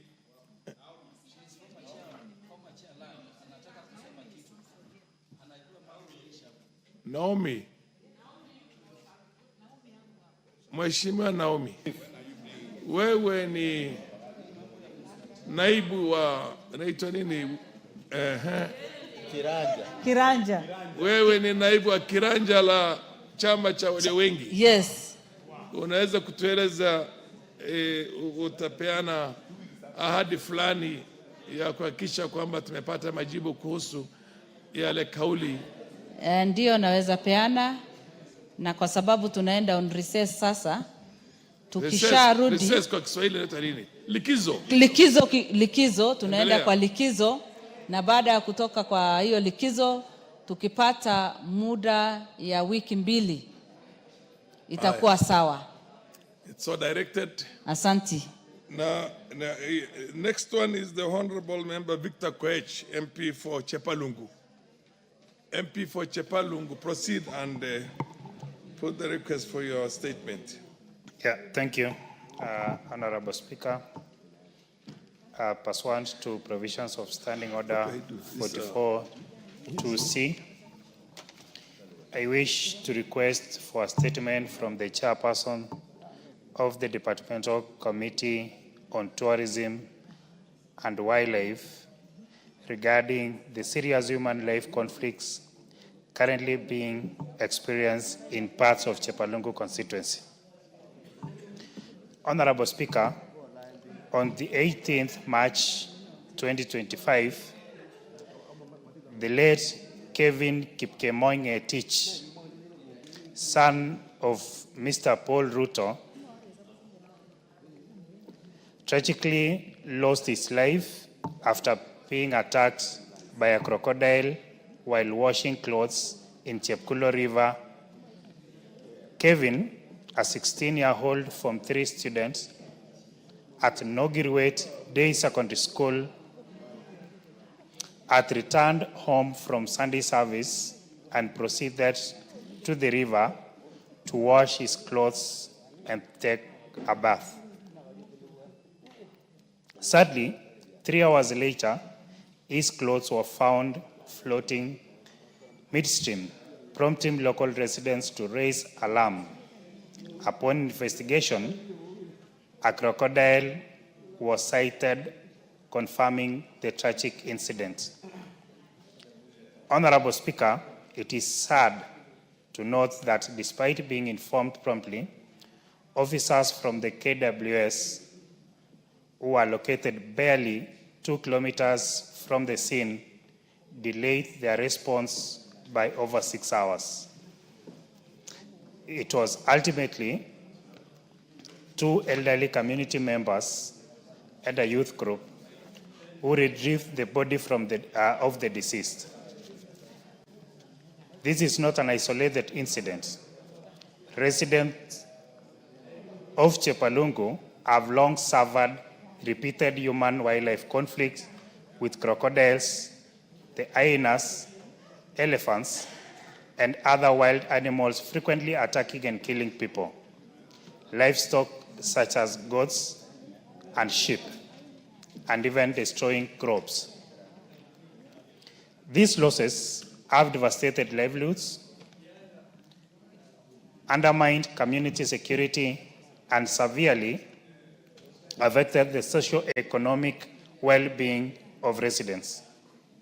Further, Honorable Speaker, residents around Chemengwa, Ngángá, Lugumek, Kabalwa, Kosia, Nogirwet, Kapkulumben, Chebelion, Kaboson, Kamosiro, Kamongil, Kapchumo, and their environs largely depend on casual works offered by conservancies and large-scale farmers across the river. Many also rely on sand harvesting activities along the riverbanks to earn a living, put food on the table, and pay school fees. However, their lives are now endangered by the growing crocodile menace, making daily survival increasingly perilous. Honorable Speaker, it is against this background that I request for a statement from the chairperson of the Departmental Committee on Tourism and Wildlife on the following: a detailed report on the measures taken by the Ministry and the KWS to mitigate human-wildlife conflicts in Chepalungu and the wider Bomet County. 2, Honorable Speaker, an explanation for the delayed response by KWS officers in the incident involving the late Kevin Kipkemoing-Etich, and steps taken to ensure such delays do not recur. 3, Honorable Speaker, information on the compensation, if any, provided to the family of the deceased and to other victims of wildlife attacks in the constituency. Number 4, Honorable Speaker, details of a long-term strategies the ministry is implementing to prevent loss of life, protect livelihoods, and secure communities from recurring wildlife threats. And lastly, Honorable Speaker, number 5 is plans by the ministry to assist affected communities, for instance, construction of at least 2 footbridges across the river under the Kenya Wildlife Service Corporate Social Responsibility (CSR) programs to enhance residents' safety. I thank you, Honorable Speaker. We have another statement which is sought by Marianne Keitani for the same committee, and I will direct that you take it also so that they can respond to it all at the same time. These are very similar statements being sought. Yes, thank you, Honorable Speaker. Honorable Speaker, pursuant to the provisions of Standing Order number 44, 2C, I rise to request for a statement from the chairperson of the Departmental Committee on Tourism and Wildlife regarding an incident of human-wildlife conflict in Chepkilot village in Aldai constituency. Honorable Speaker, there has been an increase of incidents of human-wildlife conflict in Aldai constituency. Notably, on the 14th of April, 2025, a wild animal attacked and killed 6 sheep belonging to Mr. Josiah Kipkemboi Tanui of ID number 22154512 in Chepkilot village in Aldai constituency. The matter was reported to Bonjoge Police Post under OB number OB0514/04/2025. Similarly, on 13th of April 2025, 14 sheep were attacked and killed in the same village by wild animals. The attacks have left the families in a state of fear and agony, while also threatening their livelihoods as the wild animals target their livestock. Honorable Speaker, it's against this background that I request for a statement from the chairperson on the Departmental Committee on Tourism and Wildlife on the following. One is a report on the measures being taken by the government to address the cases of human-wildlife conflict in Aldai constituency, and 2, measures being put in place by the government to compensate Mr. Josiah Kipkemboi Tanui and other victims who have suffered the wildlife attacks in Chepkilot village in Aldai constituency. I thank you, Honorable Speaker. There is not much interest. It's a very straightforward thing. Straightforward statement being sought. Yes, Kugat, you have something to add to. Yes, Mr. Speaker, just to enrich the question that has been asked, especially by the Member of Parliament from Chepalungu, Victor Koech. Just, first of all, condolences to the loss of that young man. I feel that we need to know, is there any service level agreement, a turnaround time, because the station that is in the region is barely 2 kilometers away, and they were not able to respond. Why do we have a station there? What is the service level agreement that is existing or that should be there? And secondly, is it possible also to have KWS and the ministry to be able to map all regions in our country so that we know in particular areas, these are the risks that are possibly possible to happen in particular regions, because to lose a young man in such a sense of what you've been told is very, very sad, and we should not be able to lose any life if people were informed of the dangers that exist in particular regions. So I think we need to have a broad an information about that, the mapping of all possible regions that could have a conflict between the wildlife and the communities around there. Thank you. You have already made your point. We just want to listen to the chair of the committee to give an undertaking, and if the chair is not in, then the Deputy Whip of Majority, Honorable Naomi Wako, give an undertaking on both statements, on both issues, the matter raised by Honorable MP for Chepalungu. Yeah. And the MP for Madam Keitani can be responded to, because they're very similar. Yeah, thank you, Honorable Speaker, and I'll make sure that we'll pass the message to the chairs, and 2 weeks after our recess, they'll be able to get their response. Thank you. Thank you. Yes, Honorable the MP for Chepalungu, I hesitate to call you the name you want me to call you. You said you was called Mandazi. Yes, Mandazi is my name. I wasn't happy you're eating cronuts here. I wish you were eating Mandazi, Honorable Speaker. You want me to address you as Mandazi? Proceed. Yeah, thank you. I hope I don't see somebody else. I was making a request. Proceed. Yes, I was making a request, Mr. Speaker, and I still write to the Departmental Committee Chair on Tourism to appear as a friend to the committee when the DG, together with the PS or any personnel from KWS, will be called by the committee, maybe to respond to this particular statement. I would wish for a direction that I be allowed to attend as a friend to the committee. Thank you, Honorable Speaker. The Honorable Deputy Whip, Chief Whip, you think you can take that responsibility to create that basically a rendezvous between the Honorable member who's seeking the statement and the PS and the people who are involved in that. Yeah, let me liaise with the chair and then we revert. Okay. Thank you.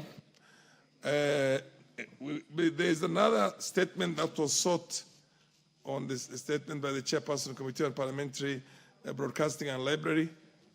We will defer this one to the afternoon.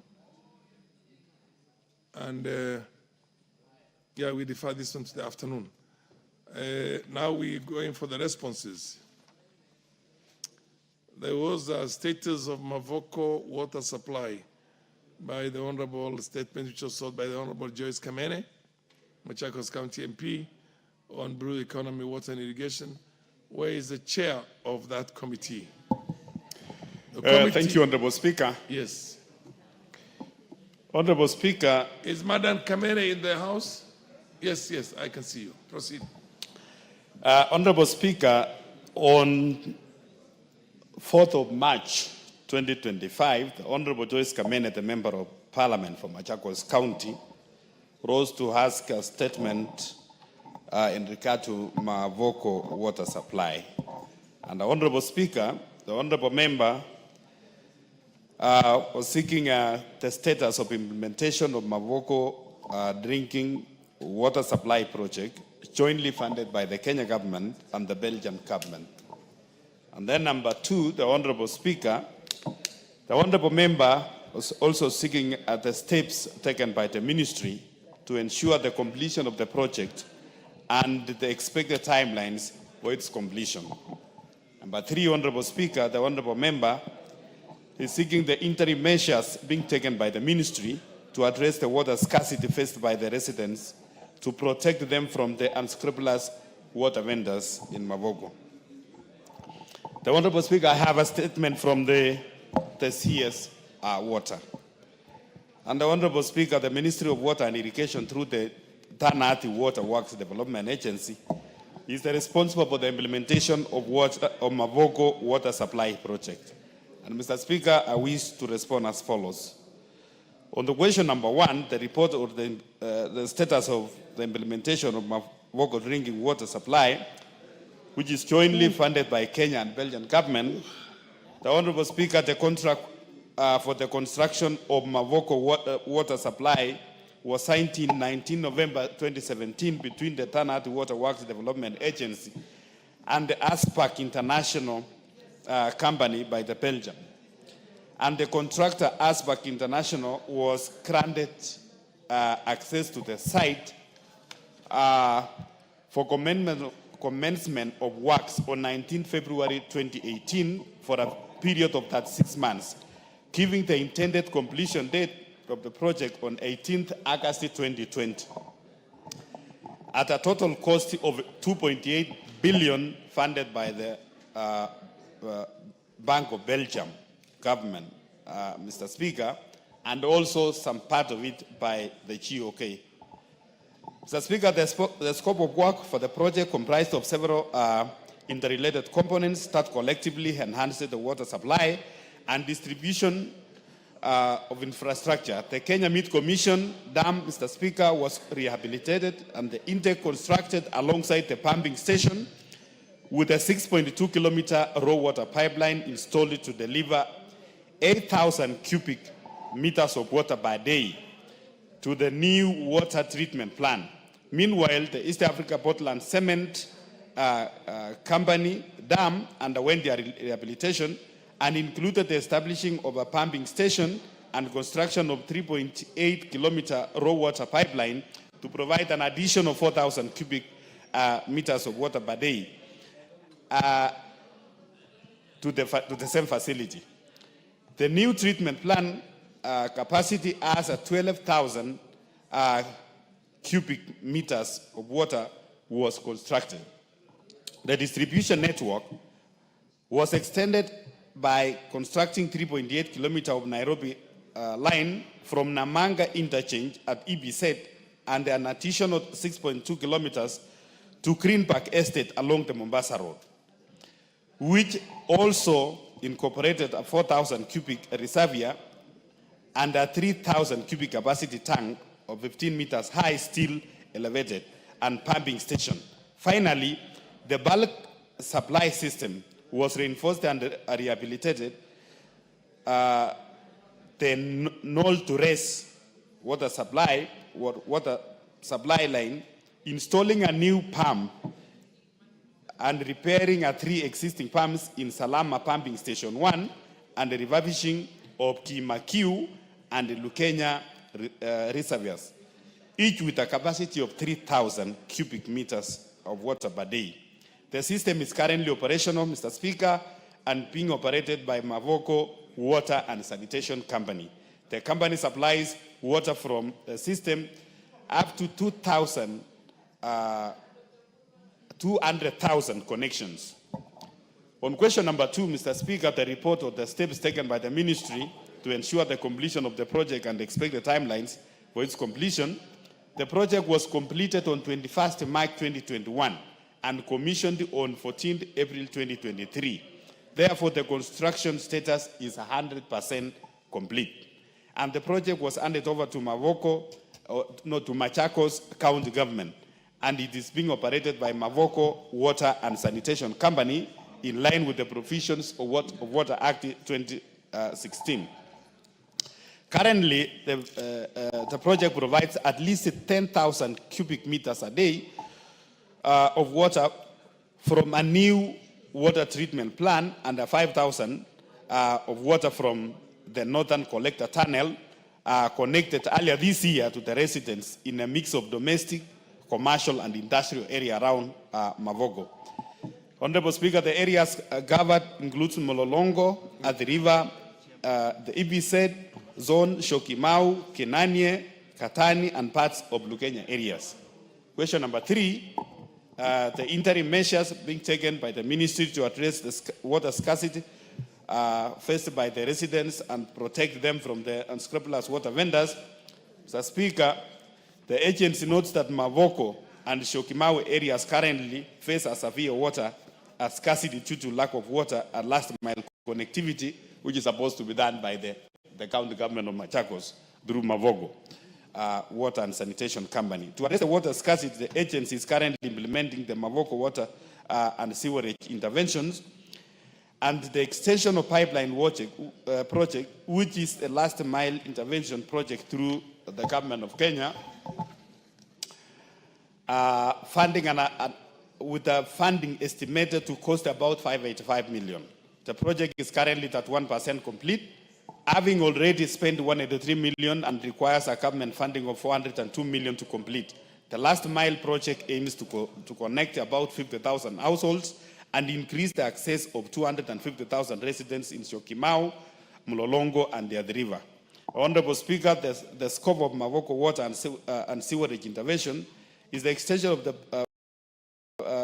pipeline project includes the 50-kilometer water distribution line ranging from 63 mm to 250 mm diameters of pipe, linking to about 60-kilometer sewer lines ranging from 200 to 600.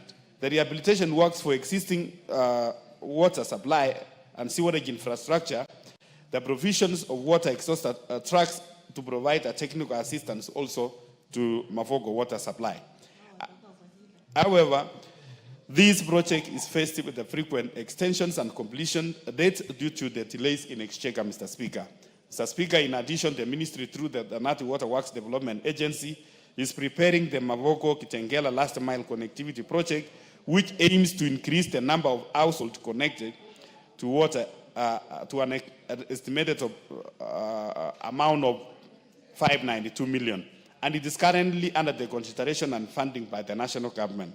In conclusion, Honorable Speaker, the Ministry of Water and Sanitation and Education through the Tanati Water Works Development Agency is committed to ensure a sufficient, a reliable, a sustainable water supply system for Mlolongo, Athi River, the EVZ areas, the Shokimau, Kenanie, Katani, and parts of Lukenya, the Honorable Speaker.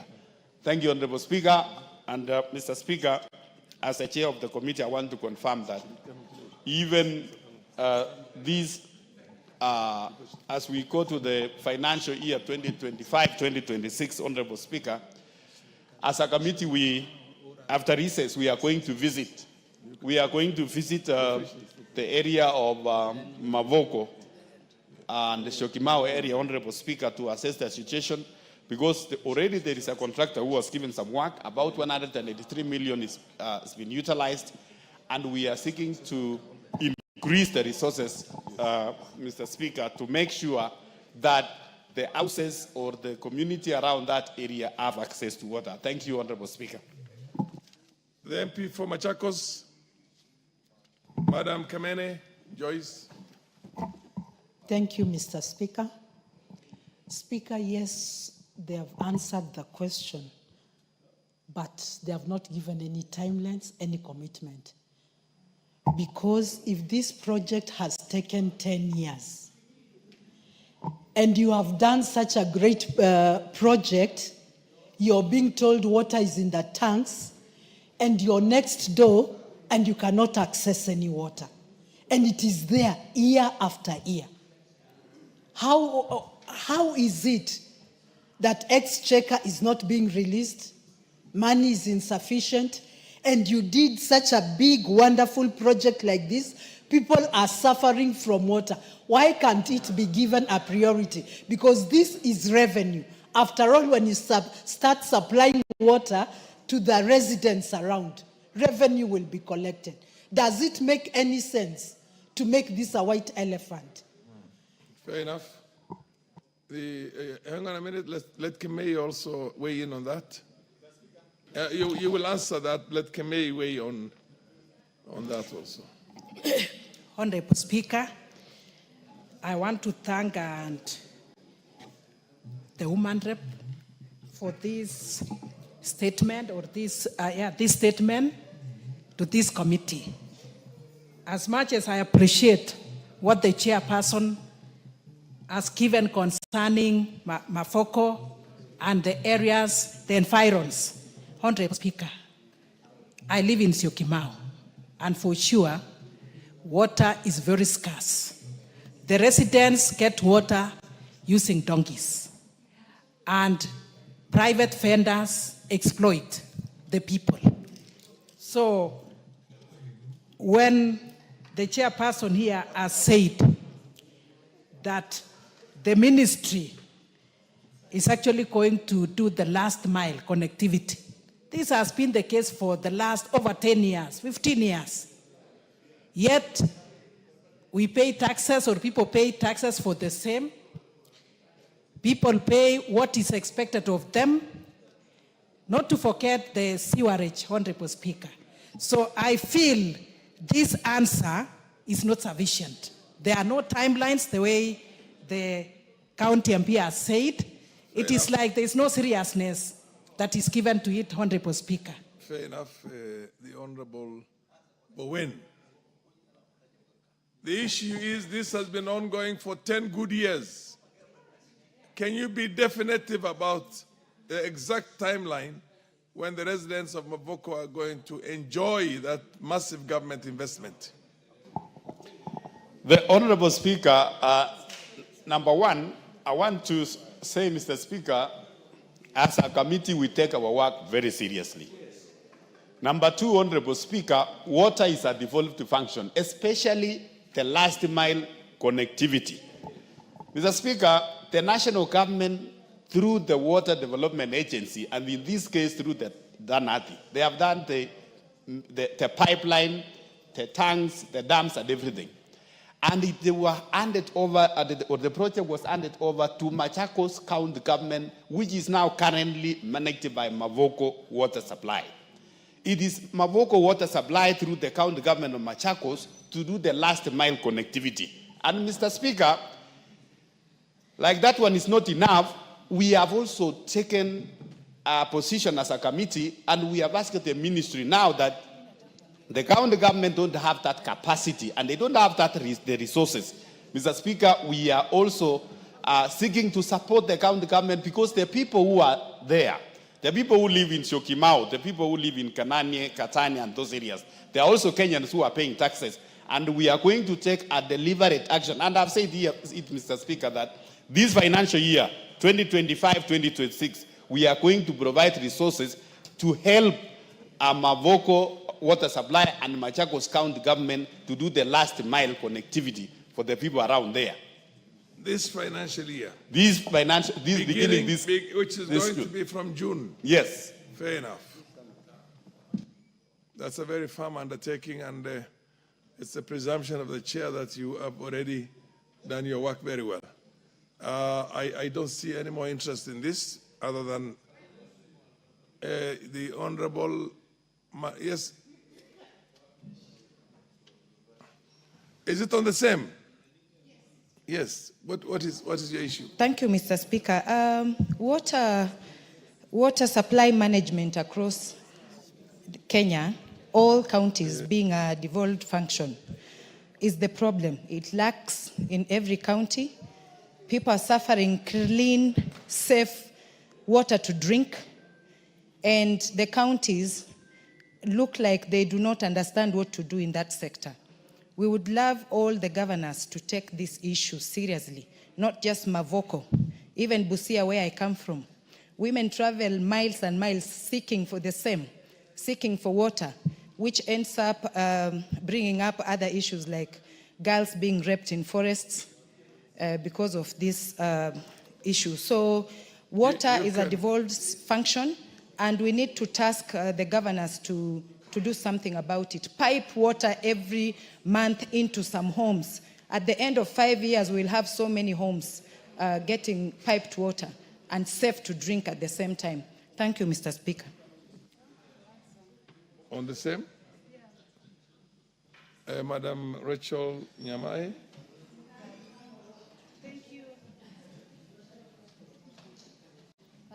Thank you, Honorable Speaker, for also giving me a chance to make a comment, and especially on the matter that is being raised by the Honorable Kamene. And I fully feel her that when a project takes 10 years and people have not benefited, it stops being useful, Honorable Speaker.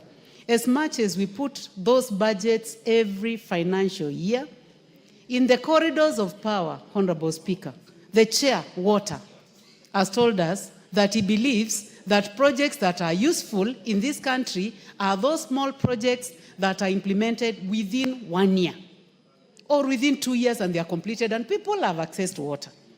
So, Honorable Speaker, because the budget for water is not, it's high. And I think it is important to know that sometimes the committee's hands are tied. I'm not in that committee, but I'm a friend of the chair. And he tells me that you find your hands are tied. You have to deal with WAKE, billions and billions and billions. You have to deal with that particular project, billions and billions of shillings. You'll find yourselves dealing with another project in Tana River. What is it called? Kulalu Galana, billions and billions and billions. But when you look at projects that the committee funds in 1 year, we have dams. The other day he gave us 2 dams in my constituency, and people are taking water. And they are small projects of 20, 30 million up to 100 million.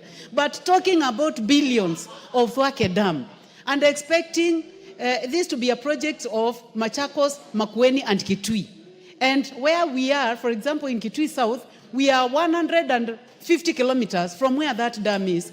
Billions and billions of shillings will keep going to those huge projects. Okay. And the committee doesn't have much control, but will keep financing, sorry to say, to the benefit of others. Thank you. I think there being no further interest on this, we'll go to the next response. The Energy Committee, the statement that was sought by the Honorable Dr. Ojambo Oundo. Thank you, Honorable Speaker. Yes. It is true, Honorable Speaker, we have a statement from the committee which was sent by the PS, the Principal Secretary in charge of Energy. And I know Honorable Odo is around. I've gone through the statement, Honorable Speaker. One of the questions that was raised is the regulatory framework under which Kudura Power East Africa Limited is operating, generating and supplying water in Western Kenya. Honorable Speaker, the response to that is that Kudura Power East Africa Limited is duly incorporated in the Republic of Kenya as a wholly owned subsidiary of RVE, a Portuguese company.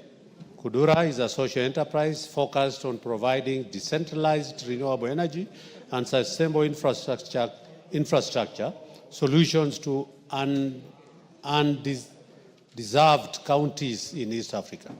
This company focuses on empowering rural and peri-urban areas by addressing critical needs such as clean energy, water access, and sanitation, aligning with the global sustainable development goals, particularly SDG 7, that is affordable and clean energy, and also SDG 6, clean water and sanitation. Kudura specializes in integrated system that combines solar energy, water purification, and biogas technology. The company operates under Section 117 of the Energy Act that provides, and I quote, that is Section 117, a person who wishes to carry out generation, exportation, so Honorable Speaker,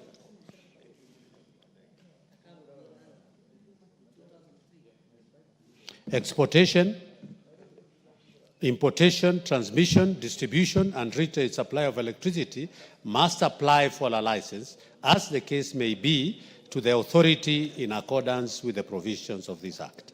Kudura Power East Africa Limited was granted a construction permit by EPRA on the 3rd April 2019 for a period of 1 year for the development of the 10 solar PV mini grids as listed in Table 1. Honorable Speaker, I hope Honorable Oudo has his, under the table is detailed therein.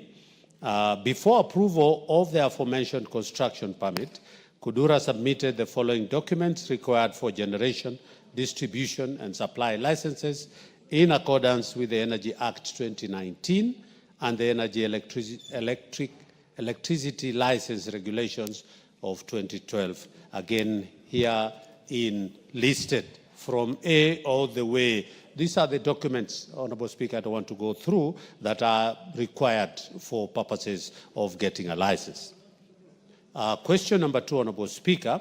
The agreement on lease granted to Kudura to impose tariffs on power supplied and steps being taken to regulate such charges. On the 25th of March 2020, EPRA granted Kudura generation, distribution, and supply license for operation of the 10 solar PV mini-grids as indicated in Table 1. Section 11C of the Energy Act 2019 mandates EPRA to set, review, and adjust electric power tariffs and tariff structures and investigates tariff charges, whether or not a specific application has been made or for a tariff adjustment. The approved tariffs shall be just and reasonable tariffs which enable a license, including Kudura Power, to inter alia, 1, maintain its financial integrity, 2, attract capital, 3, operate efficiently, and lastly, compensate investors fully for the risk assumed. Section 165, subsection 7 of the Energy Act 2019 and the current retail electricity tariff review guidelines of 2023 provide for a review of retail electricity tariffs once every 3 years. Section 163 of the Energy Act 2019 requires that the tariffs and the contracts for supplying electrical energy and network supplies be submitted to EPRA for approval before execution. Kudura tariffs application for the 10 sites in Busia County, Western Kenya, was approved by EPRA board on the 30th January 2019, having met all the tariff approval requirements. Question number 3, timelines within which Kudura will upgrade their infrastructure to ensure continuous and uninterrupted supply of power to house states. The response is that the solar mini-grids can become unreliable during the rainy season, primarily due to the following: reduced solar resilience, radiance that could significantly reduce the electricity generated between 10 to 25% of the peak performance. B, during extended cloudy, rainy periods, the battery may not fully charge, leading to shortages, especially at night or during the peak demand. And C, sometimes power demand increase during rainy seasons, e.g. for lighting or indoor activities, putting more pressure on the already limited generation capacity. The mitigations for that, Honourable Speaker, is that the inverters that were previously problematic have been replaced. 2, the operator to strengthen their distribution network and work towards replacing all defective storage batteries, especially the Buyende area, within a month. And 3, EPRA has instructed the operator to develop a strategy to enhance power supply reliability during cloudy periods and submit a report on this to the authority within 2 weeks. And 4, EPRA will send a technical team to the sites for further probe on issues raised and come up with a detailed report. Lastly, Honourable Speaker, question number 4, a report on the terms of agreement between Kudura East African Power Limited and the government, including whether the terms are subject to review to allow alternative service provider to supply power alongside Kudura.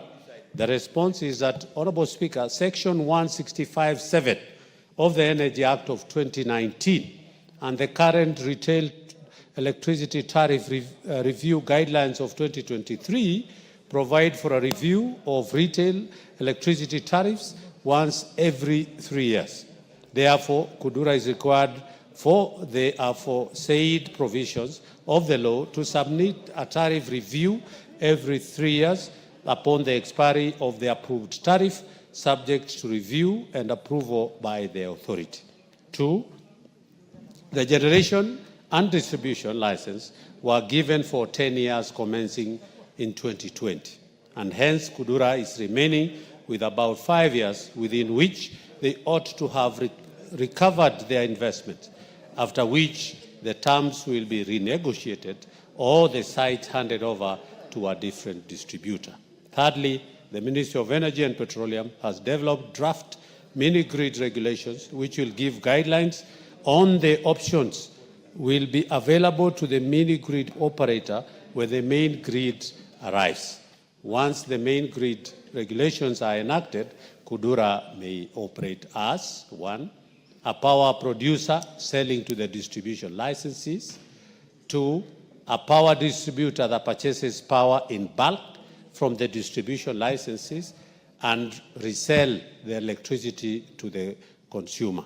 The mini-grid operator that remains the power distributor for the area, purchasing power for the distribution licensee to sell to the consumers in addition to its existing generation. I submit, Honourable Speaker. The Honourable Oundo. Doctor. Thank you, Honourable Speaker. Thank you, Chair, for the efforts he has made to present the response to the request for statement.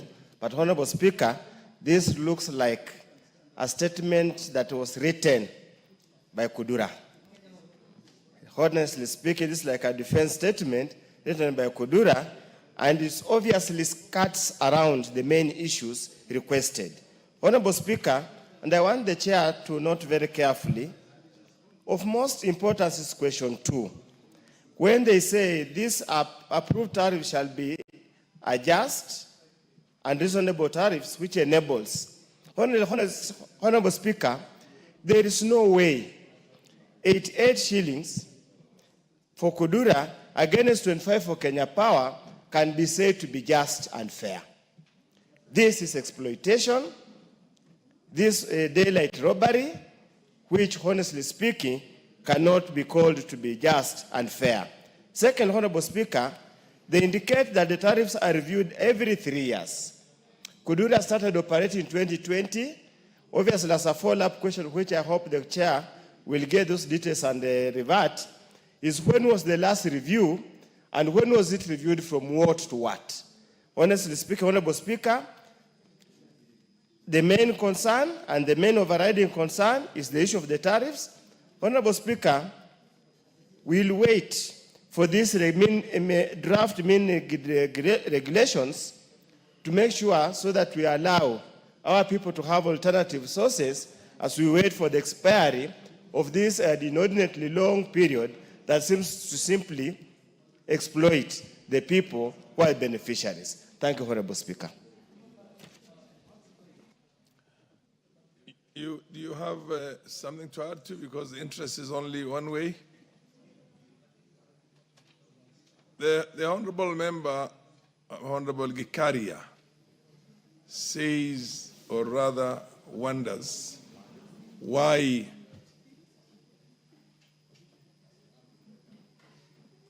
the issue of, why don't you give him the mic? What's happening with the mics?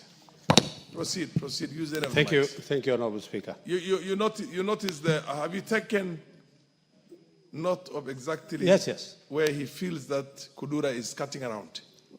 Yes, I've taken. Honorable Speaker, you know, respond straight to that now. Don't. Honorable Speaker, I know Honorable Waudo, and he's very, very, he prepares himself for... He's thorough. There's no very doubt. thorough. Yes. Yeah, that is the word. Very thorough. Yes. And when I got this response, I knew part of what he's saying will be coming up, Honorable Speaker. And I totally agree with him that I don't agree with him on only one aspect, that this is a response by Kudura themselves. Honorable Speaker, this statement is signed by the Principal Secretary in charge of energy. So that is a confirmation that I want to say that it is not from Kudura, but it's from the PS. Secondly, Honorable Speaker, the issues that he has raised are very, very key, and I totally agree. At 88 shillings per kilowatt hour, actually it is total theft. It is actually, it is of no economic value to the people of the Western region. And we are, Honorable Speaker, as a committee, seized of the fact that this, the PPAs that were signed in those years, I don't want to mention by which administration, those years way back were very punitive, discriminative, and they were actually never thought of the interest of Kenyans. At 68, KenGen gives us power at only 50 cents per kilowatt hour. Yet you can imagine getting at 88 shillings per kilowatt hour. I think that is unfair, and I totally agree. Secondly, I'm just saying, we are seized as a committee. Have you lifted the veil on that to see why such an unfair deal can be done to the government? Who are the owners? Who are the owners of Kudura and other exploitative, what do you call, power producers, outfits that sell to the national grid here at a very high price? Honorable Speaker, are you sure? Our committee is seized, and there is a report that we will be bringing on the floor of this House. It was brought in the last session, but it was not discussed. We will be bringing it back only on aspect of talking about these power purchase agreements that are very punitive, that are very discriminative, and they are of no economic value to this country. And that is where we have been talking about, are there provisions of a review of the tariffs within the agreements that were signed, of course, without the input of Parliament. You realize the Honorable Oundo is actually convinced that the statement you are giving us right now was prepared by Kudura. No, Yeah. But you see, the reason why it's because it protects the interests of Kudura and the similar organizations. The chair is forced to move in this year because we made an undertaking that we will protect this country under any circumstances. And when we were in Naivasha, these matters came up in a big way. And it was abundantly clear. That's when I actually said that camels that are stolen by the owner can never be recovered. Are you sure the most powerful people in the country are not interested parties in that? And that's why these things have been shoved down the throat of Kenyans? Yes, you have to say something before the chairman responds. Before I go to Oundo, the member of parliament for, yeah, is that game? Proceed, honorable member for game. Chairman, Mr. Speaker, sir, I've listened to you, and you said that looks like my chairman was reading a statement presented to him. But I want to talk to my friend, Professor the Honorable Oundo. I think the committee sees of the fact, but what is important to note, the IPP sells power to KPLC, the entire contractual agreement to KPLC. So upon honoring that contractual obligation, that's when Kenya Power then sells to the public. Honorable, what I want to help you. MP for game. MP for game. MP for game. The Honorable Gikaria is the chairman of the Energy Committee. He is responding to a statement that was sought by the Honorable Oundo. Now, the only way you can rise up is to enrich that statement so that more information comes out of Honorable Gikaria. You're not there to defend anything else other than, yes, no, it's not chairman, it's the speaker. Meat. You're trying to add meat on what to support Gikaria. Now, relax. Hold your horse. Hold your horse. Honorable Oundo, yeah, I just asked a supplementary, or rather, Honorable Speaker, yes. The MP for game is completely misinformed concerning this subject matter. Completely. Honorable Speaker, these Kudura produce the power themselves through using solar and distribute themselves, charge themselves. They do not sell to KPLC. He's completely misinformed. You should have sought to know the correct position. Completely misinformed. They are not selling this to KPLC. No. They are selling directly to the they consumers. produce themselves. They have signed the agreements with the consumers directly. So it's a monopoly. It's a pure monopoly and exploitative. Honorable Speaker, I would have expected the ministry, the State Department, to clearly say, yes, they note the tariffs of the 83 shillings is extremely exorbitant, and we will make efforts to open negotiations with the power producer, supplier, biller, everything, to reduce to a reasonable figure. That's why I'm saying, when you look at this, it really looks like the statement was written, given to the PS to sign, and the PS could even be complicit in this outright theft and exploitation of the people. It's as simple as that, Honorable Speaker. Honorable Gikaria, it's a tall order. This thing is not going through KPLC. It's a direct relationship between the producers and the consumers. But the price itself has been regulated by the government agency. Now that's where the elephant in the room is. So you want to say something, or you want to go back and come with a better answer than that? Energy is a very sensitive thing in this House, Honorable Gikaria. I agree, Honorable Speaker. First, I want to agree with Honorable Oundo. Under Section 117 of the Energy Act of 2019, we did liberalize distribution, exportation, importation, and you just need to have a license.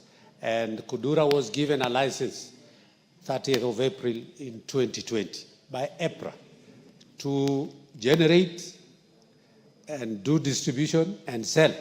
And that is the position.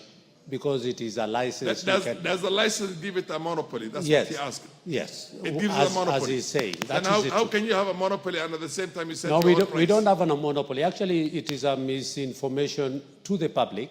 Under Section 117 of the Energy Act of 2019, I was the chair then, and I moved those amendments here and liberalized the energy sector in a very wide way, from generation. Liberalized? Yes, you mean you liberalized? Yes, yes. Okay. So that is the position, and I want to agree. At the same time, it is that, as the question he had asked, as to whether we have a review of this. And in 2020, within 3 years, they were supposed to do a review, but again, subject to if there is a request to do the review.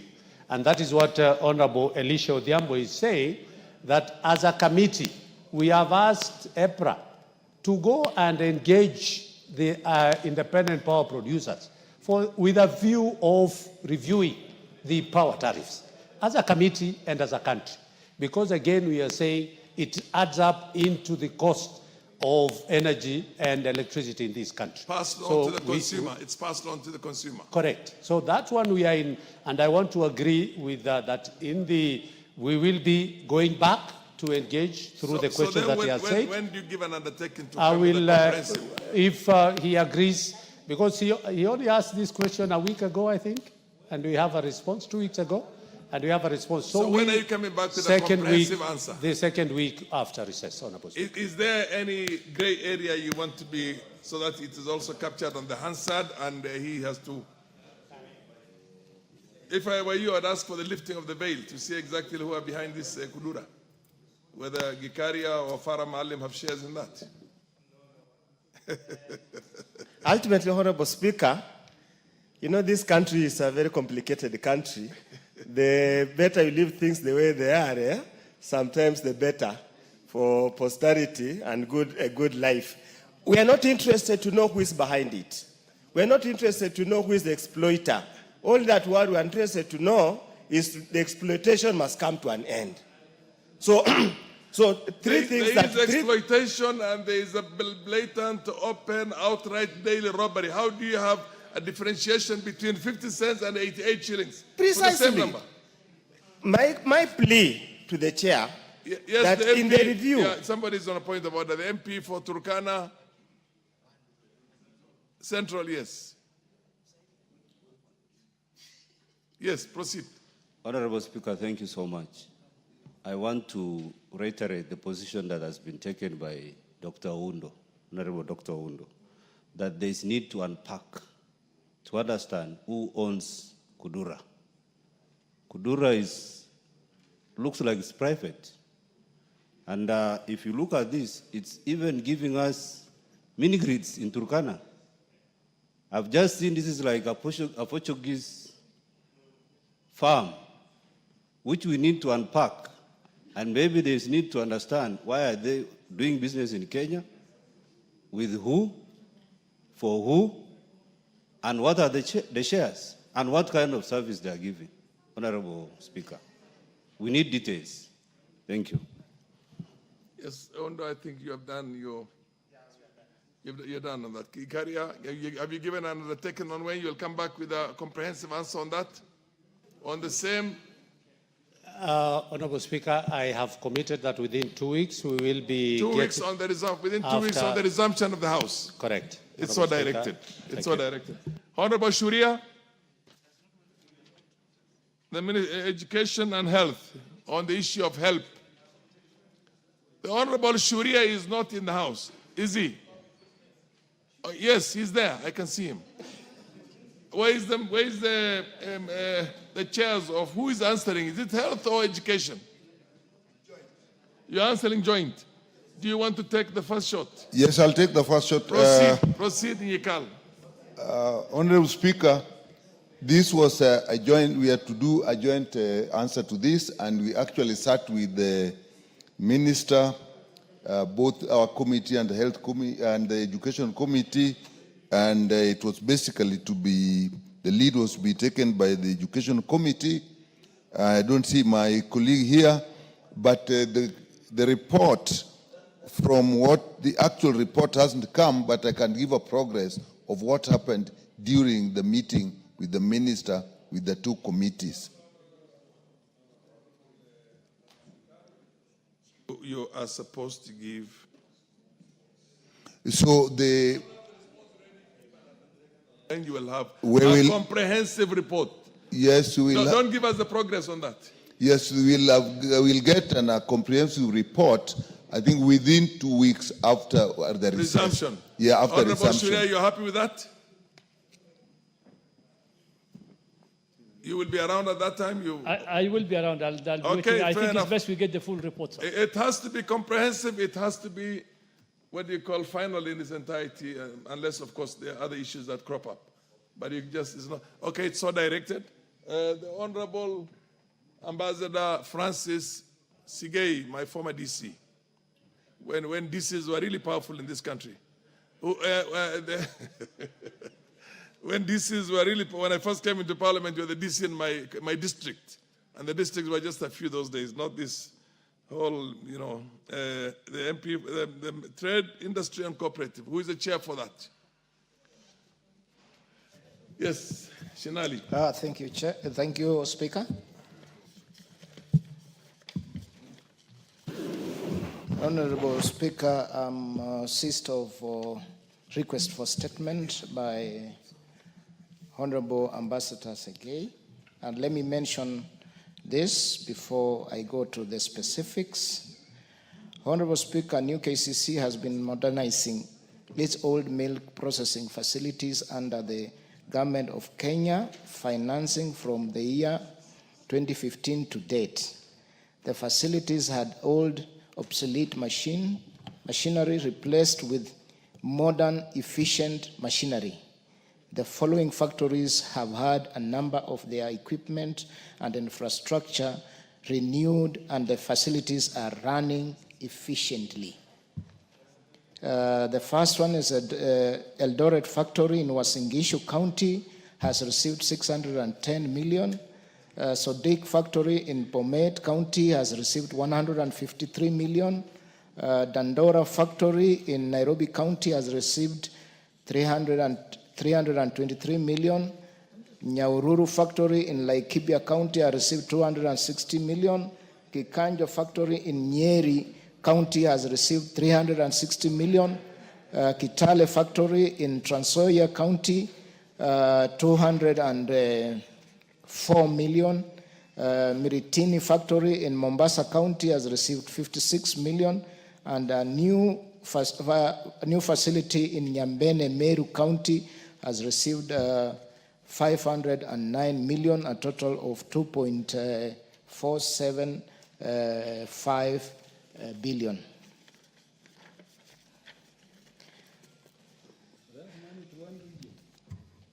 Several regions, Honorable Speaker. Honorable Speaker, let me mention a few items being produced by these factories, Madam Speaker. Madam Speaker, Dandora factory in Nairobi County produces fresh milk, yogurt, mala, butter, and cheese products. B, Eldoret factory in Uasin Gishu County for fresh milk, mala, long life, and milk butter. Nyahururu factory in Laikipia County for extended shelf life and long life milk products. Sodik factory in Bomet County for fresh milk, extended shelf life and long life milk products. Miritini factory in Mombasa County for fresh milk. Kitale factory in Trans Nzoia County for ghee, butter, and milk butter. Kikanjo factory in Nyeri County for milk butter and water bottling. Let me go to specific statement as requested by Ambassador Francis Segei, MP, member for Sotik constituency. Honorable Speaker, I wish to submit the following response from the Cabinet Secretary, Ministry of Cooperatives and SMEs to specific issues raised by the honorable member. Madam Speaker, the first response is on the upgrading of new cooperative criminalist SOTIC processing plant, including the current earnings of dairy farmers since its upgrading and measures put in place to implement buying of milk from dairy farmers at Kenya shillings 55 to increase their earnings and attract more deliveries. Honorable Speaker, several old obsolete machines were replaced with modern efficient machineries that was successfully installed and has been running some of the equipment that were procured and installed in SOTIC and have been in use. The machines are: 1, supply, installation, and commissioning of aseptic tetrahydron milk filling machine. Second is supply, installation, and commissioning of refrigeration compressor. Third is supply, installation, and commissioning of 650 kVA generator set. The fourth one is construction of a production store. 5, supply, installation, and commissioning of an automatic CIP system. 6th is outsourced stream from biomass boilers as an alternative source to fuel, solar power as an alternative source of energy. Number 2,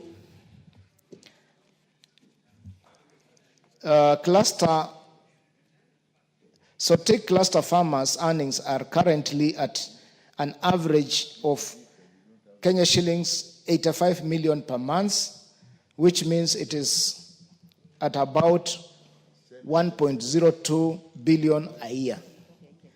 On the third one, new KCC has continuously improved unit price for farmers' milk across the country, including SOTIC cluster, and currently milk prices are at the national government guided price of a minimum of 50 shillings per litre of milk delivered to a new KCC facility across the country. The honorable member also wants to know steps taken to address low wages of casuals at new KCC factories, considering the high cost of living and inflation in the country, including payments of overtime allowances as required by law. Honorable Speaker, 1, the new KCC employs staff as per the Government of Kenya labor guidelines and within the new KCC human resource policy. Secondly, dairy business in Kenya is seasonal, given majority of Kenyan farmers are weather dependent, and the business has seasons that allow staff to work on overtime, but only when volumes are above the normal projections. When such situations occur, overtime earned is paid as per the collective bargaining agreements guidelines.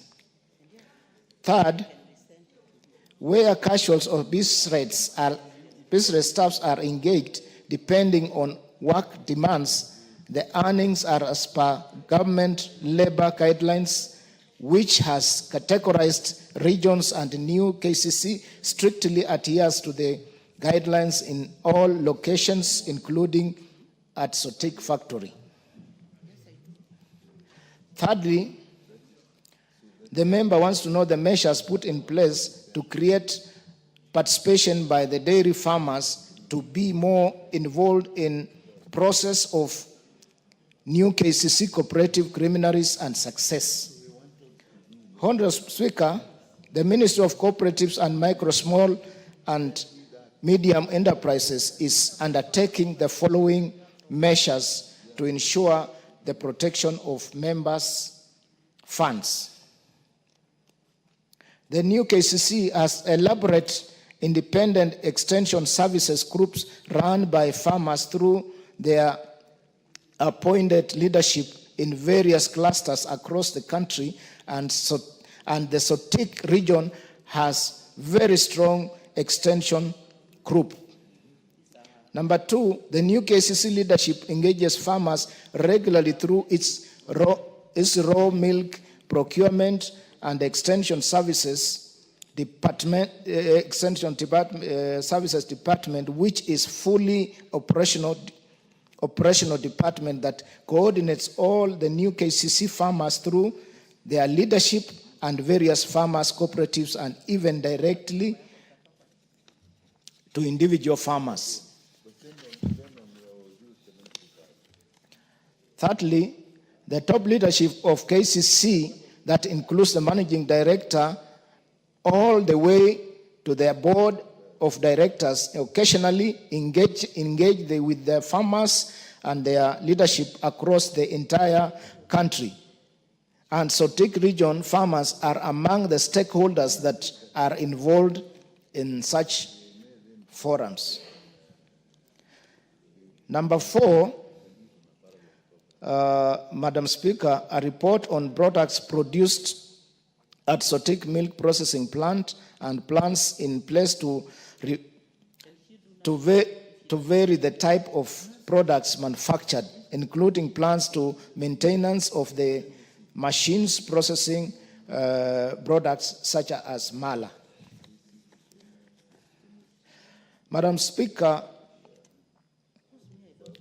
Sotik factory processes and packages fresh milk, 24 hours shelf life, extended shelf life, 90 days shelf life, and long life milk products.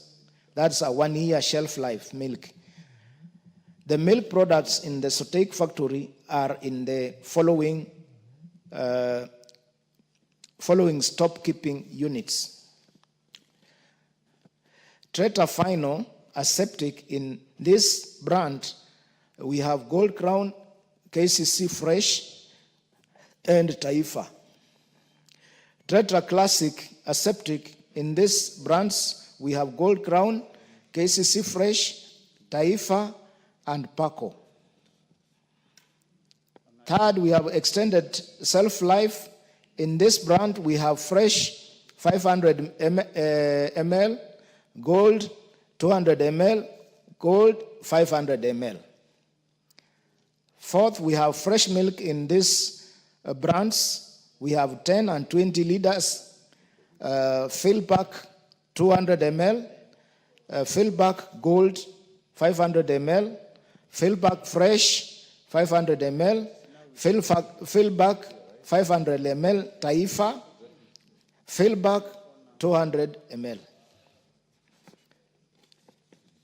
Two, new KCC machine maintenance is undertaken as per the best maintenance practices as per equipment manufacturers' guidelines and is being implemented across all factories, including Sotik. Third, mala as a new KCC product is processed in Dandora and Eldoret factories that have the full infrastructure of mala processing,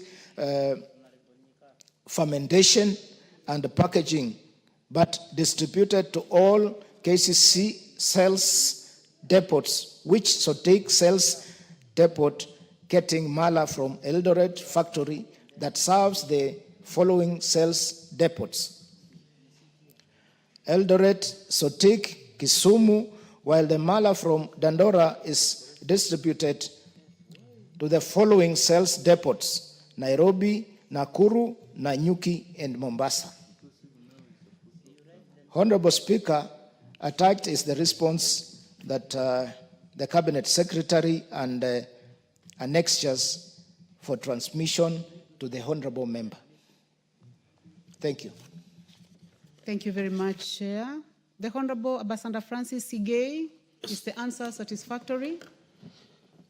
Madam Speaker, I think, first of all, I want to appreciate the effort which the chairman has tried to answer my questions. But if you look at the answer, it's a long story. Very, very long story. Winding and rewinding.